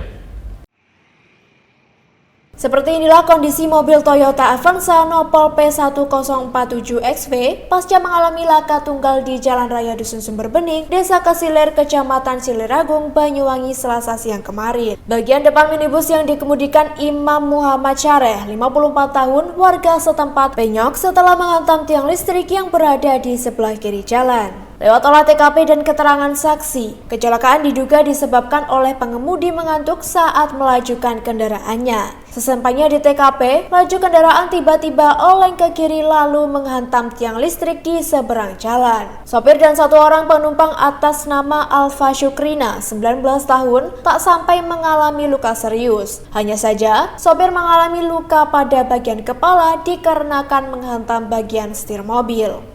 Di Siliragung untuk kronologisnya itu karena mengantuk, jadi diduga karena mengantuk untuk Pak Yai, pengendara mobil Avanza, karena mengantuk sehingga oleng ke kiri kemudian menabrak tiang listrik PLN. Dari arah selatan ke utara, karena ngantuk jadi dia tekuk berbanting ke kiri, dia menabrak yang alhamdulillahnya untuk korban jiwa nihil, jadi hanya luka-luka ringan, jadi kerusakan material ya. Kerusakan material sekitar 7 juta. Kerugian akibat peristiwa ini ditaksir mencapai 10 juta rupiah. Pihak PLN sendiri langsung melakukan perbaikan pada tiang yang rusak pada malam harinya. Sementara itu, pasca olah TKP dan penggalian keterangan saksi rampung, petugas dibantu warga kemudian mengevakuasi minibus tersebut menuju unit Laka Lantas Polsek Gambiran. Pihak kepolisian mengimbau bagi pengendara untuk tidak berkendara dalam kondisi mengantuk dan bisa beristirahat sejenak sebelum melanjutkan perjalanan. Dari Banyuwangi, Jawa Timur, Tim Liputan Nasional TV melaporkan. Lagi-lagi laka lantas yang terjadi ini bukan yang baru pertama kali ya, sering sekali terjadi dan rata-rata kalau seperti ini namanya umpan juga ya. Iya, ini laka tunggal dan akibat keteledoran diri sendiri, mungkin kurang istirahat atau kurang fokus jadi mengantuk dan oleng menghantam tiang listrik. Jadi ada beberapa catatan dalam peristiwa ini, ada satu hal misalnya kalau Anda ngantuk, memang lebih baik tidak meneruskan perjalanan dulu, cari rest area, cari tempat yang nyaman, kemudian minggir, dan pastikan kendaraan ketika parkir pun tidak menyalahi marka jalan atau tidak mengganggu pengendara yang lain. Jadi istirahat dulu itu akan jauh lebih baik untuk keamanan Anda, untuk keamanan berkendara, juga untuk keamanan para pengguna jalan yang lain. Ya, diduga sopir yang bernama Imam Muhammad Syareh yang berumur 54 tahun warga setempat, mobilnya mengalami penyok dan karena mengantuk saat melajukan kendaraannya hingga menghantam tiang listrik yang berada di sebelah kiri jalan. Beruntung nyawa sopir selamat dan penumpangnya juga selamat. Tapi mobilnya penyok ya? Iya, kalau mobil oke lah. Tapi kan? Nyawa ini yang penting ya, apalagi bawa penumpang kan. Itu tadi. Soalnya kalau saya pernah naik kendaraan umum ya, bus itu ada tulisan gimana sih? Hati-hatilah berkendara, keluarga, atau jaga jarak gitu ya. Keluarga tercinta menanti di rumah. Kalau kayak gitu ada gini, hati-hatilah menyopir karena Anda membawa penumpang. Nah, itu peringatan sebenarnya. Biasanya kan kalau kecelakaan kan yang paling parah itu korbannya itu yang dibonceng. Untuk kali ini tidak ada korban jiwa, tapi sopir mengalami luka di bagian kepala. Tetap aja luka serius akhirnya ya. Karena menghantam setir tadi, mungkin terpelantuk. Jadi ya seperti itu. Memang ini perlu menjadi perhatian juga. Sebentar, ini kalau menghantam setir, mobil kan? Iya, untung tidak parah ya. Bukan gitunya. Kenapa? Pakai sabuk pengaman nggak? Oh iya, itu bisa kena tilang loh kalau kalau ketahuan polisi. Berarti pelanggaran. Kalau seperti ini bukan polisi yang salah ya. Tapi kita sendiri harus juga belajar bagaimana baiknya keselamatan saat berkendara. Baik, hati-hati di jalan, hati-hati ketika berkendara. Kita beralih ke berita selanjutnya. Kalau tadi Siliragung, ini masih Muncar, masih Banyuwangi ya. Kalau tadi dari Siliragung, iya Siliragung, sekarang kita ke Muncar. Muncar tahu kan? Kota ikan. Iya. Ada apa di Kota Ikan? Ada puntung rokok yang diduga picu 3 perahu di pelabuhan Muncar terbakar. Ini lagi-lagi disebabkan oleh manusia, tidak dari alam ini ya. Keteledoran manusia sendiri. Itu dia. Selengkapnya kita lihat beritanya. Ini dia. Peristiwa kebakaran yang terjadi pada Senin 11 September 2023 menghanguskan 3 perahu jenis ledek yang terparkir di Pelabuhan TPI Muncar, Banyuwangi, Jawa Timur. Kepulan asap terlihat membumbung tinggi dan terlihat hingga radius ratusan meter. Untuk proses pemadaman, petugas damkar BKU Srono langsung diterjunkan usai mendapat laporan dengan menerjunkan 1 unit mobil pemadam kebakaran dan regu relawan. Kencangnya angin yang berembus di pesisir pantai Muncar cukup menghambat proses pemadaman. Setelah sekitar 1 jam lamanya, akhirnya api baru bisa dijinakkan. Kepala BKU Damkar Srono Haris Siswanto menyebut sumber api diduga berasal dari puntung rokok yang ada di salah satu kapal yang kemudian merembet ke 2 kapal lain yang letaknya berdekatan. Menurut Hari, ketiga kapal yang terbakar tersebut sudah lama diparkir dan terkesan dibiarkan oleh pemiliknya. Akibat peristiwa itu, kerugian ditaksir mencapai 7 juta rupiah. Untuk yang terbakar itu 3 unit perahu apa itu namanya, kayak selerek, 3 unit. Itu diduga ada puntung rokok yang menyebabkan kebakaran. Untuk 3 unit itu yang satu terdeteksi kepunyaan Pak Pak Mulyadi.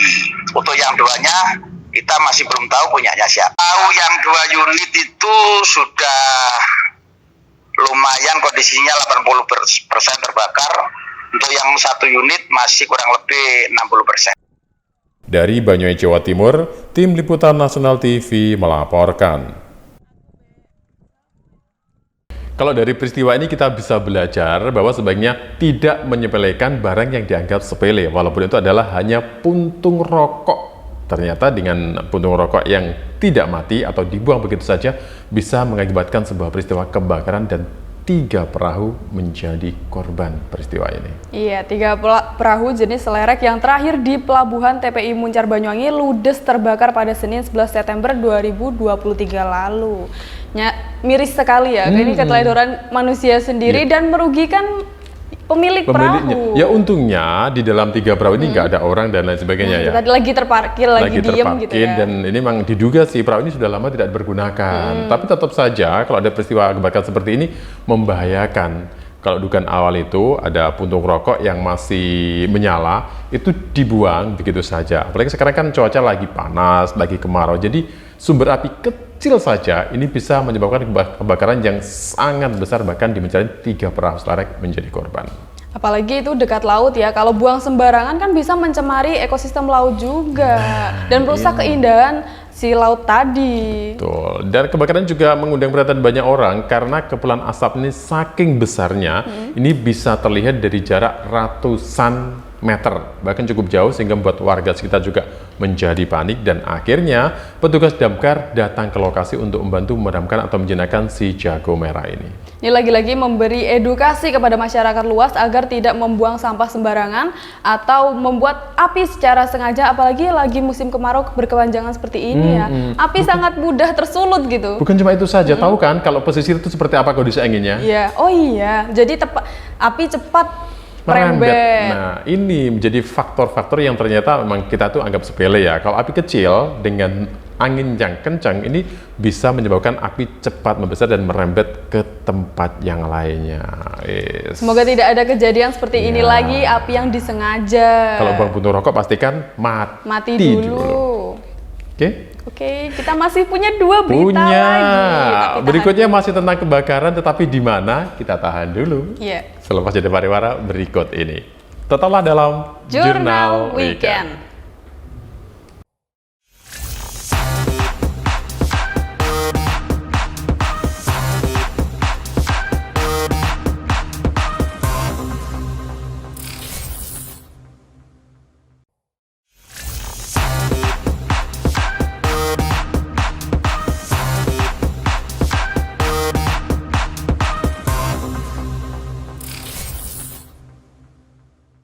Jurnal Weekend masih bersama Anda dan masih bersama saya Afan. Dan saya Najah Luna. Kita udah punya berita 5 ya tadi ya. Berarti sekarang masih ada 5 lagi. Kali Tapi ini yang berikut berita ini duka loh. Berita duka yang ini juga bisa menjadi perhatian untuk Anda yang sedang berkendara terkait dengan lalu lintas, di mana berangkat sekolah seorang siswi tertabrak sesama pengendara motor. Jadi dan ini tabrak lewat depan ya.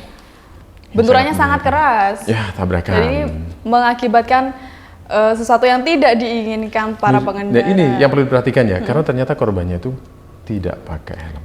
Nah, tidak pakai helm dan masih muda pula. Jadi kalau ada rahasia jangan menyalahkan kalau misalnya nggak pakai helm, kemudian mendapat tilang atau mendapat peringatan. Nah, selengkapnya ini dia. Korban tewas bernama Ayundira Gusvivia, 17 tahun, siswi SMA asal Dusun Kopen, Desa Genteng Kulon, Kecamatan Genteng, Banyuwangi. Ia tewas setelah tertabrak sesama pemotor di Jalan Desa Karangsari, Kecamatan Sempu pada Rabu pagi. Korban diketahui hendak berangkat menuju SMA Negeri Darussola Singonjuruh, tempatnya bersekolah, dengan mengendarai Yamaha Aerox. Namun belum sampai separuh jalan, motor korban terpental ketika akan menyalip kendaraan di depannya. Korban kemudian terjatuh ke sisi kanan jalan. Naas, dari arah yang berlawanan, muncul Honda Vario yang dikendarai Pak Insamadi, 60 tahun asal Desa Temungguruh, Kecamatan Sempu, yang kemudian menabrak tubuh korban. Korban yang tak mengenakan helm pun tewas di lokasi kejadian dengan luka berat pada bagian kepala. Sedangkan pengendara Vario bersama anak yang diboncengnya hanya mengalami luka lecet.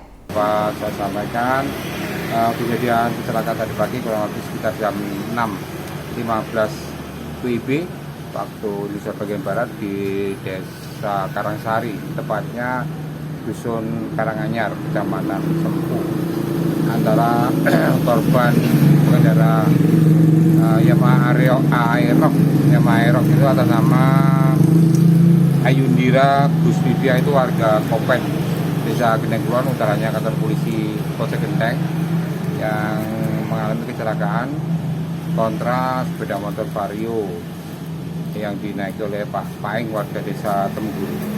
Nah, kronologinya begini, korban mau berangkat ke sekolah, sekolahnya itu di SMA Negeri Darussolah Singojuru dari pagi hari. Awalnya tidak ada yang melihat, tiba-tiba dia jatuh dengan mungkin kecepatan ya cukup lumayan, untuk kecepatan lumayan tinggi ya, dan jatuh, akhirnya terjatuh langsung dari arah utara itu tiba-tiba melaju sepeda motor Vario yang dikendarai Pak Paing ini. Jadi korban begitu jatuh langsung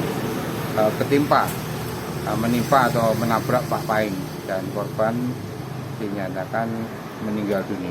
Ya, luka jelas cedera kepala berat karena dia tidak menggunakan helm.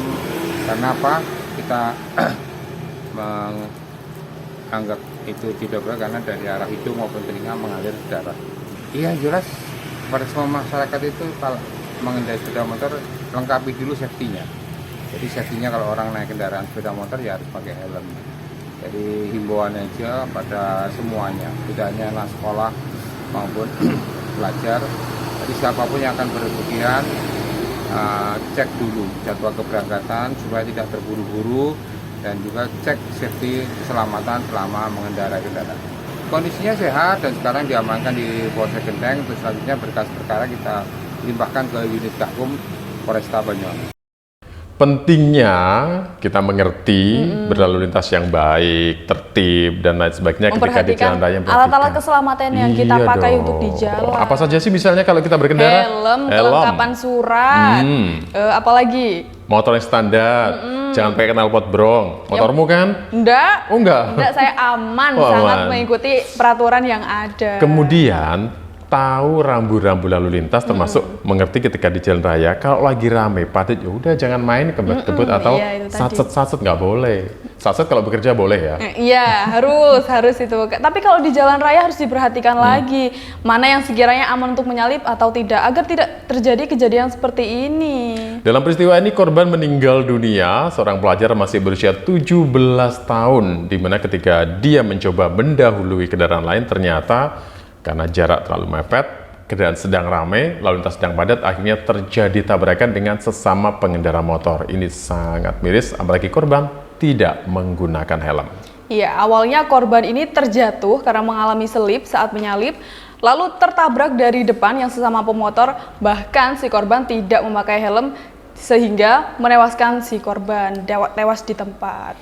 Jadi beberapa hal juga yang perlu diperhatikan kalau slip seperti ini ya. Ini perlu yang ditanyakan adalah remnya berfungsi enggak? Iya. Ada spionnya enggak? Nah, spion ya yang paling penting. Yang paling penting spion itu penting juga, tidak boleh dalam keadaan pengaruh miras, tidak boleh. Harus dalam sadar penuh ya. Dalam sadar yang penuh. Jadi dengan adanya kejadian seperti ini, jasad kemudian dibawa, jasad korban maksud kami dibawa menuju ke RSUD Genteng sebelum akhirnya diantar ke rumah duka, dan korban ketika dibawa ke rumah duka ini diiringi oleh guru dan juga teman-teman sekolahnya. Ya, dan kedua kendaraan tersebut langsung diamankan ke unit Lantas Polsek Genteng, dan polisi pun sudah menghimbau para masyarakat sekitar untuk lebih berhati-hati dan menggunakan kelengkapan yang bagus. Jadi pastikan ketika Anda berkendara safe atau aman dalam hal apapun. Iya, itu tadi. Harusnya ya, ini siapa yang disalahkan kalau seperti ini? Human error kayaknya. Iya, human error. Dari berita mengenai siswi yang mengalami kecelakaan, kita ke kabar yang lain. Ini masih kecelakaan juga. Masih laka lantas dan masih di Banyuwangi yang dialami oleh supir yang mengantuk yang menghantam tiang listrik. Nah, ini kelalaian sendiri ya, karena mengantuk, tidak dengan kesadaran penuh, jadi menghantam tiang listrik karena oleng. Kalau ngantuk tidur dan istirahat. Tapi seperti apa detail informasinya? Ini dia.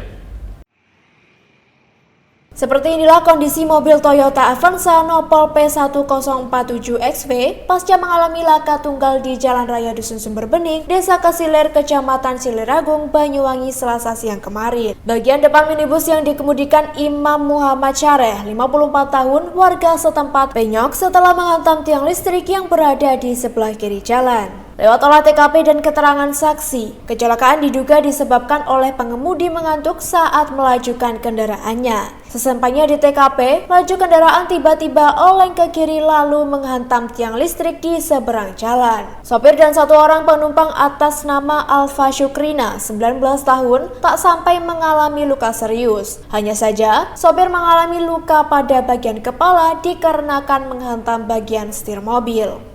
Di Siliragung untuk kronologisnya itu karena mengantuk, jadi diduga karena mengantuk untuk Pak Yai pengendara mobil Avanza karena mengantuk sehingga oleng ke kiri kemudian menabrak tiang listrik PLN.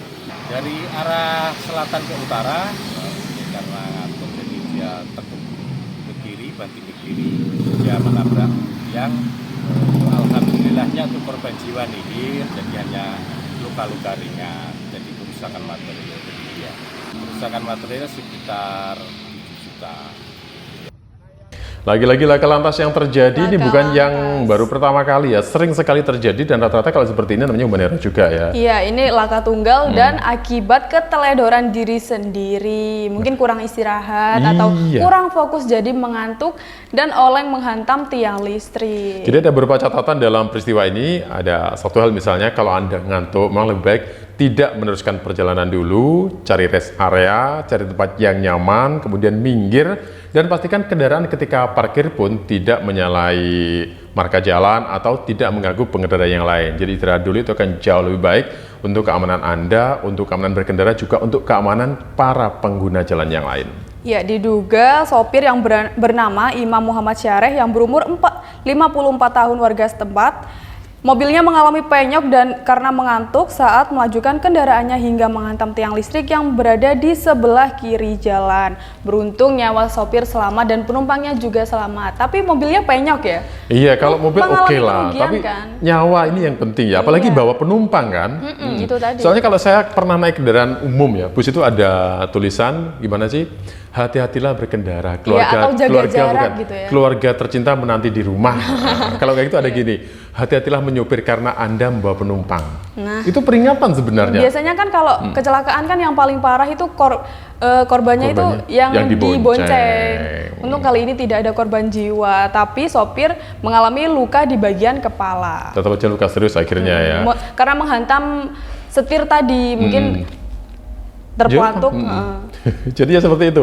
Memang ini perlu menjadi perhatian juga. Sebentar, ini kalau menghantam setir,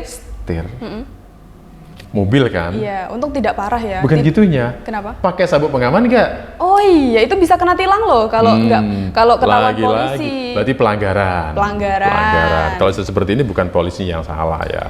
Tapi kita sendiri harus juga belajar bagaimana baiknya keselamatan saat berkendara. Baik, hati-hati di jalan, hati-hati ketika berkendara. Kita beralih ke berita selanjutnya. Kalau tadi Siliragung, ini masih Muncar, masih Banyuwangi ya. Kalau tadi dari Siliragung, iya Siliragung. Sekarang kita ke Muncar. Muncar tahu kan? Kota ikan. Iya. Ada apa di Kota Ikan? Ada puntung rokok yang diduga picu 3 perahu di Pelabuhan Muncar terbakar. Ini lagi-lagi disebabkan oleh manusia, tidak dari alam ini ya. Keteledoran manusia sendiri. Itu dia. Selengkapnya kita lihat beritanya. Ini dia. Peristiwa kebakaran yang terjadi pada Senin 11 September 2023 menghanguskan 3 perahu jenis ledek yang terparkir di Pelabuhan TPI Muncar, Banyuwangi, Jawa Timur. Kepulan asap terlihat membumbung tinggi dan terlihat hingga radius ratusan meter. Untuk proses pemadaman, petugas damkar BKU Srono langsung diterjunkan usai mendapat laporan dengan menerjunkan 1 unit mobil pemadam kebakaran dan regu relawan. Kencangnya angin yang berembus di pesisir pantai Muncar cukup menghambat proses pemadaman. Setelah sekitar 1 jam lamanya, akhirnya api baru bisa dijinakkan. Kepala BKU Damkar Srono Haris Siswanto menyebut sumber api diduga berasal dari puntung rokok yang ada di salah satu kapal yang kemudian merembet ke 2 kapal lain yang letaknya berdekatan. Menurut Hari, ketiga kapal yang terbakar tersebut sudah lama diparkir dan terkesan dibiarkan oleh pemiliknya. Akibat peristiwa itu, kerugian ditaksir mencapai 7 juta rupiah. Kalau dari peristiwa ini kita bisa belajar bahwa sebaiknya tidak menyepelekan barang yang dianggap sepele, walaupun itu adalah hanya puntung rokok. Ternyata dengan puntung rokok yang tidak mati atau dibuang begitu saja bisa mengakibatkan sebuah peristiwa kebakaran dan 3 perahu menjadi korban peristiwa ini. Iya, 3 perahu jenis selerek yang terakhir di Pelabuhan TPI Muncar Banyuwangi ludes terbakar pada Senin 11 September 2023 lalu. Miris sekali ya, ini keteledoran manusia sendiri dan merugikan pemiliknya. Perahu. Ya untungnya di dalam 3 perahu ini nggak ada orang dan lain sebagainya ya. Tadi lagi terparkir, lagi diem gitu ya. Dan ini memang diduga sih perahu ini sudah lama tidak digunakan. Tapi tetap saja kalau ada peristiwa kebakaran seperti ini membahayakan. Kalau dugaan awal itu ada puntung rokok yang masih menyala, itu dibuang begitu saja. Apalagi sekarang kan cuaca lagi panas, lagi kemarau. Jadi sumber api kecil saja ini bisa menyebabkan kebakaran yang sangat besar, bahkan dimenjarakan 3 perahu selerek menjadi korban. Apalagi itu dekat laut ya, kalau buang sembarangan kan bisa mencemari ekosistem laut juga dan merusak keindahan si laut tadi. Betul. Dan kebakaran juga mengundang perhatian banyak orang karena kepulan asap ini saking besarnya, ini bisa terlihat dari jarak ratusan meter, bahkan cukup jauh sehingga membuat warga sekitar juga menjadi panik dan akhirnya petugas damkar datang ke lokasi untuk membantu memadamkan atau menjinakkan si jago merah ini. Ini lagi-lagi memberi edukasi kepada masyarakat luas agar tidak membuang sampah sembarangan atau membuat api secara sengaja, apalagi lagi musim kemarau berkepanjangan seperti ini ya. Api sangat mudah tersulut gitu. Bukan cuma itu saja, tahu kan kalau pesisir itu seperti apa kondisi anginnya? Iya, oh iya. Jadi api cepat merembet. Nah, ini menjadi faktor-faktor yang ternyata memang kita tuh anggap sepele ya. Kalau api kecil dengan angin yang kencang ini bisa menyebabkan api cepat membesar dan merembet ke tempat yang lainnya. Semoga tidak ada kejadian seperti ini lagi, api yang disengaja. Kalau buang puntung rokok pastikan mati dulu. Oke, kita masih punya 2 berita lagi. Berikutnya masih tentang kebakaran, tetapi di mana? Kita tahan dulu. Selepas jeda pariwara berikut ini. Tetaplah dalam Jurnal Weekend.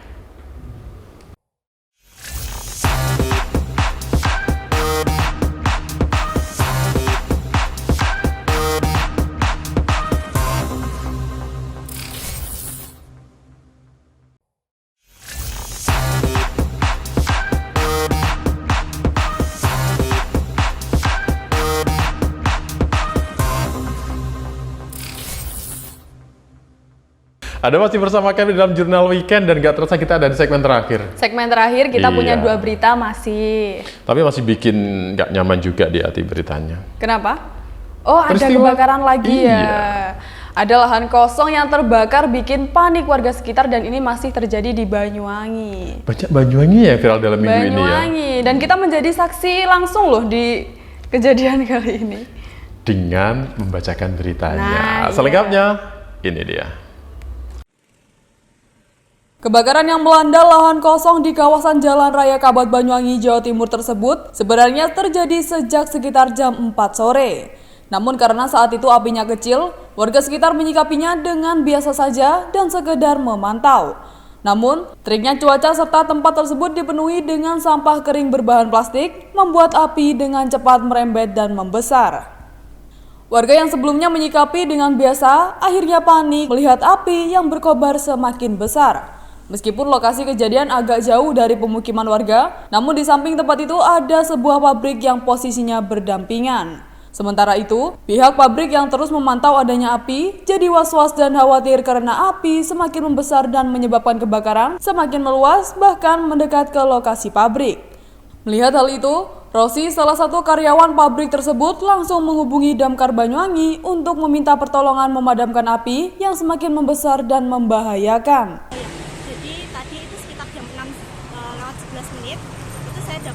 Info dari beberapa teman karyawan di PT Timur Putra Sentosa bahwa terjadi sebuah kebakaran di sebelah selatan pabrik. Jadi saya langsung menuju lokasi untuk melihat langsung bagaimana kebakaran tersebut, apakah mengenai pabrik atau tidak. Akhirnya saya langsung telepon dari pabrik pemadam kebakaran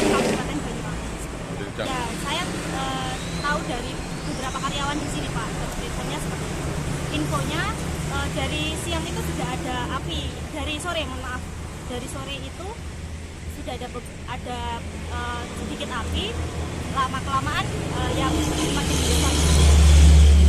Untuk lokasi kebakaran itu tadi sekitar 20 meter, untuk semakin membesarnya menjadi sekitar 5-10 meter. Setelah mendapat laporan dari warga, sekitar jam 7 malam sebanyak 3 unit mobil damkar datang ke lokasi untuk melakukan pemadaman. Beruntung, di sekitar lokasi kejadian, pihak damkar tidak kesulitan untuk mendapatkan sumber air, sehingga api berhasil dijinakan dalam waktu tidak sampai 1 jam. Meski begitu, untuk mengantisipasi munculnya api kembali, pihak damkar terus melakukan penyemprotan ke titik api yang masih terlihat menyala sampai benar-benar padam. Dengan adanya peristiwa seperti ini, pihak damkar mengimbau kepada masyarakat supaya tidak sembarangan membuat sumber api, terutama di tempat yang rawan menimbulkan kebakaran. Apalagi saat ini sedang masuk musim kemarau. Dari Banyuwangi, Jawa Timur, Tim Liputan Nasional TV melaporkan. Ini lagi-lagi juga kesalahan manusia ini. Kesalahan manusia yang membuat api secara sengaja akhirnya merembet yang menyebabkan kebakaran lahan kosong. Betul. Jadi di lahan yang terbakar ini memang lahannya kosong, tetapi karena lagi-lagi musim kemarau yang berkepanjangan dengan cuaca yang panas ditambah lagi di lahan kosong itu banyak sekali sampah kering dan juga yang terbuat atau sampah dari plastik sehingga mudah terbakar dan dengan cepat merembet ke beberapa wilayah yang ada di sekitarnya hingga mendekati satu buah pabrik yang ada di tempat tersebut. Iya, karena warga pun panik dan salah satu karyawan pabrik langsung menghubungi Damkar Banyuwangi untuk meminta pertolongan memadamkan api yang semakin membesar. Karena lahan kosong itu berdekatan dengan pabrik ya, jadi kalau ikut menyambar ke pabriknya kan mengalami kerugian yang lebih besar lagi. Dan waktu itu sebenarnya pihak pabrik itu udah tahu sejak sore loh ya, jam 3 itu kan adanya api mereka tahu ya? Api itu diduga itu kan ada anak-anak main layang-layang. Diduga mereka iseng-iseng atau apa, itu masih dugaan loh ya. Tetapi apinya kan awalnya kecil. Kalau warga sekitar sih nggak begitu panik, soalnya jauh dari permukiman warga. Jadi antara lokasi kebakaran, kemudian jalan raya baru rumah warga. Tetapi di sebelahnya itu kan ada pabrik besar. Iya, dan itu semakin membesar ya, karena di malam hari semakin kelihatan tidak padam-padam. Apinya akhirnya petugas salah satu karyawan di pabrik sana menghubungi damkar untuk memadamkan api tersebut agar tidak merembet ke pabrik. Bahkan jaraknya itu ya, yang awalnya itu mungkin sekitar 30-50 meter ya, itu karena api semakin membesar, itu ketika mendekati petang atau mendekati jam 5:30 lah, ternyata semakin mendekat ke pabrik itu jaraknya hanya sekitar 10 meter saja, otomatis ya panik lah sebagai karyawan di pabrik itu. Akhirnya dihubungi damkar yang datang ke situ dan sebanyak 3 unit mobil damkar diterjunkan untuk memadamkan api tersebut. Ya, apalagi kalau petang kan biasanya anginnya lebih kencang, jadi memicu terjadinya api semakin membesar. Dan butuh waktu sekitar 1 jam sebelum akhirnya api bisa dipadamkan, dan itu pun nggak langsung ditinggal oleh teman-teman damkar ya. Jadi mereka tetap mencari titik atau sumber panas dulu yang kira-kira masih berpotensi menimbulkan api kembali. Jadi terus disiram supaya benar-benar padam potensi sumber api yang ada di tempat kejadian tersebut. Iya, karena kejadian tersebut berdekatan dengan jalan raya yang padat kendaraan, jadi petugas pemadam kebakaran juga sempat membantu arus lalu lintas. Untungnya nggak sampai terjadi kemacetan. Nah, hati-hati pemirsa, musim kemarau cukup panjang, rawan terjadi kebakaran. Kita ke berita terakhir. Berita terakhir di segmen ini. Iya, kali ini tentang kriminal yang ini di mana terbengkalai rest area Cerung Banyuwangi diobok-obok maling. Kok bisa? Kenapa diobok-obok maling? Mungkin karena sepi ya? Penasaran? Ini dia selengkapnya. 4 ruko yang disatroni maling pada pertengahan bulan lalu itu berada di sebelah selatan deretan ruko di rest area Cerung, Desa Tegalharjo, Kecamatan Glenmore, Banyuwangi. Keempatnya dibobol maling yang masuk melalui pintu belakang maupun atap bangunan. Minimnya penerangan dan sepinya kondisi rest area membuat maling dengan leluasa menguras habis barang di dalam ruko yang sebelumnya digunakan sebagai rumah makan. Peralatan masak seperti kompor dan tabung gas LPG lenyap tak tersisa.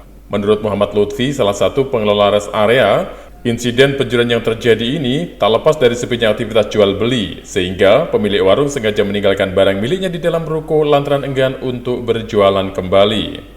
Sejak di-launching pada Maret 2022 lalu, dari sebanyak 40 ruko yang dibangun, hanya 15 saja yang terisi. Namun seiring berjalannya waktu, lambat laun hanya beberapa saja yang menjalankan usahanya sebelum akhirnya banyak yang tutup dan terbengkalai. Kita launching, ini memang agak greget ya, cuma dari jumlah total lapak yang ada, sekitar 25% lah yang bisa eksis pada saat itu.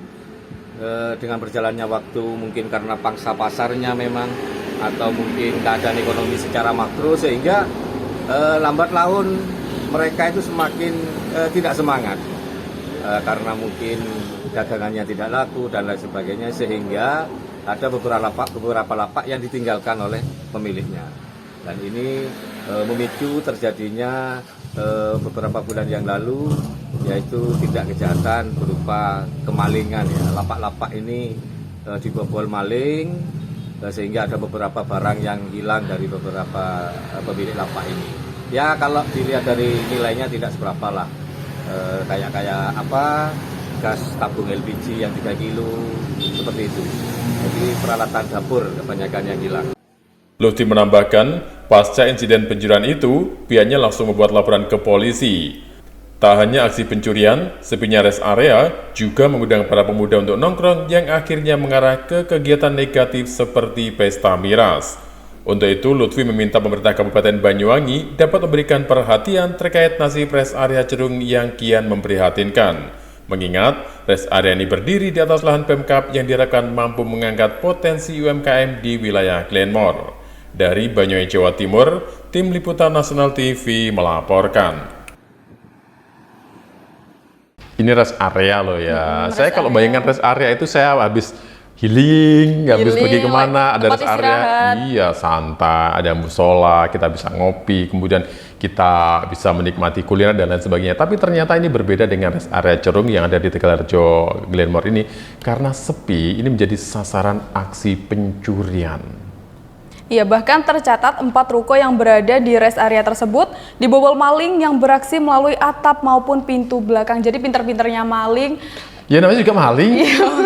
Jadi berusaha untuk membobol dari atap maupun pintu belakang. Mungkin karena sepi ya, kan terbengkalai. Itu dia.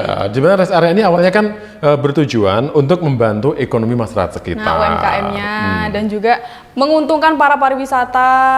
Sektor pariwisata ya. Tapi ternyata berbeda dengan yang di Cerung ini ya.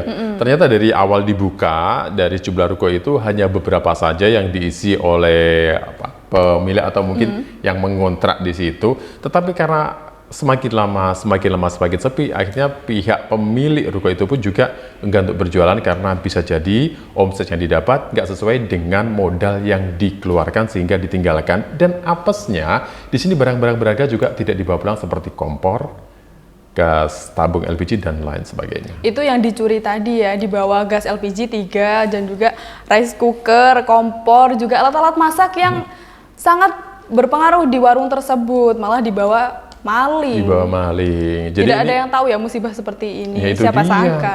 Jadi PRSRD juga sangat menyayangkan dengan adanya kejadian seperti ini. Pihak pengelola juga meminta supaya pemerintah itu kan berdirinya di lahan Pemkab ya. Jadi diharapkan juga bisa mendapat perhatian, betul, supaya bisa berkembang lah. Bagaimana caranya supaya rest area ini bisa berfungsi sebagaimana mestinya. Setahun bangunan itu. 2022 Pengelola rest area juga sudah melaporkan ke pihak yang berwajib untuk diselidiki lebih lanjut.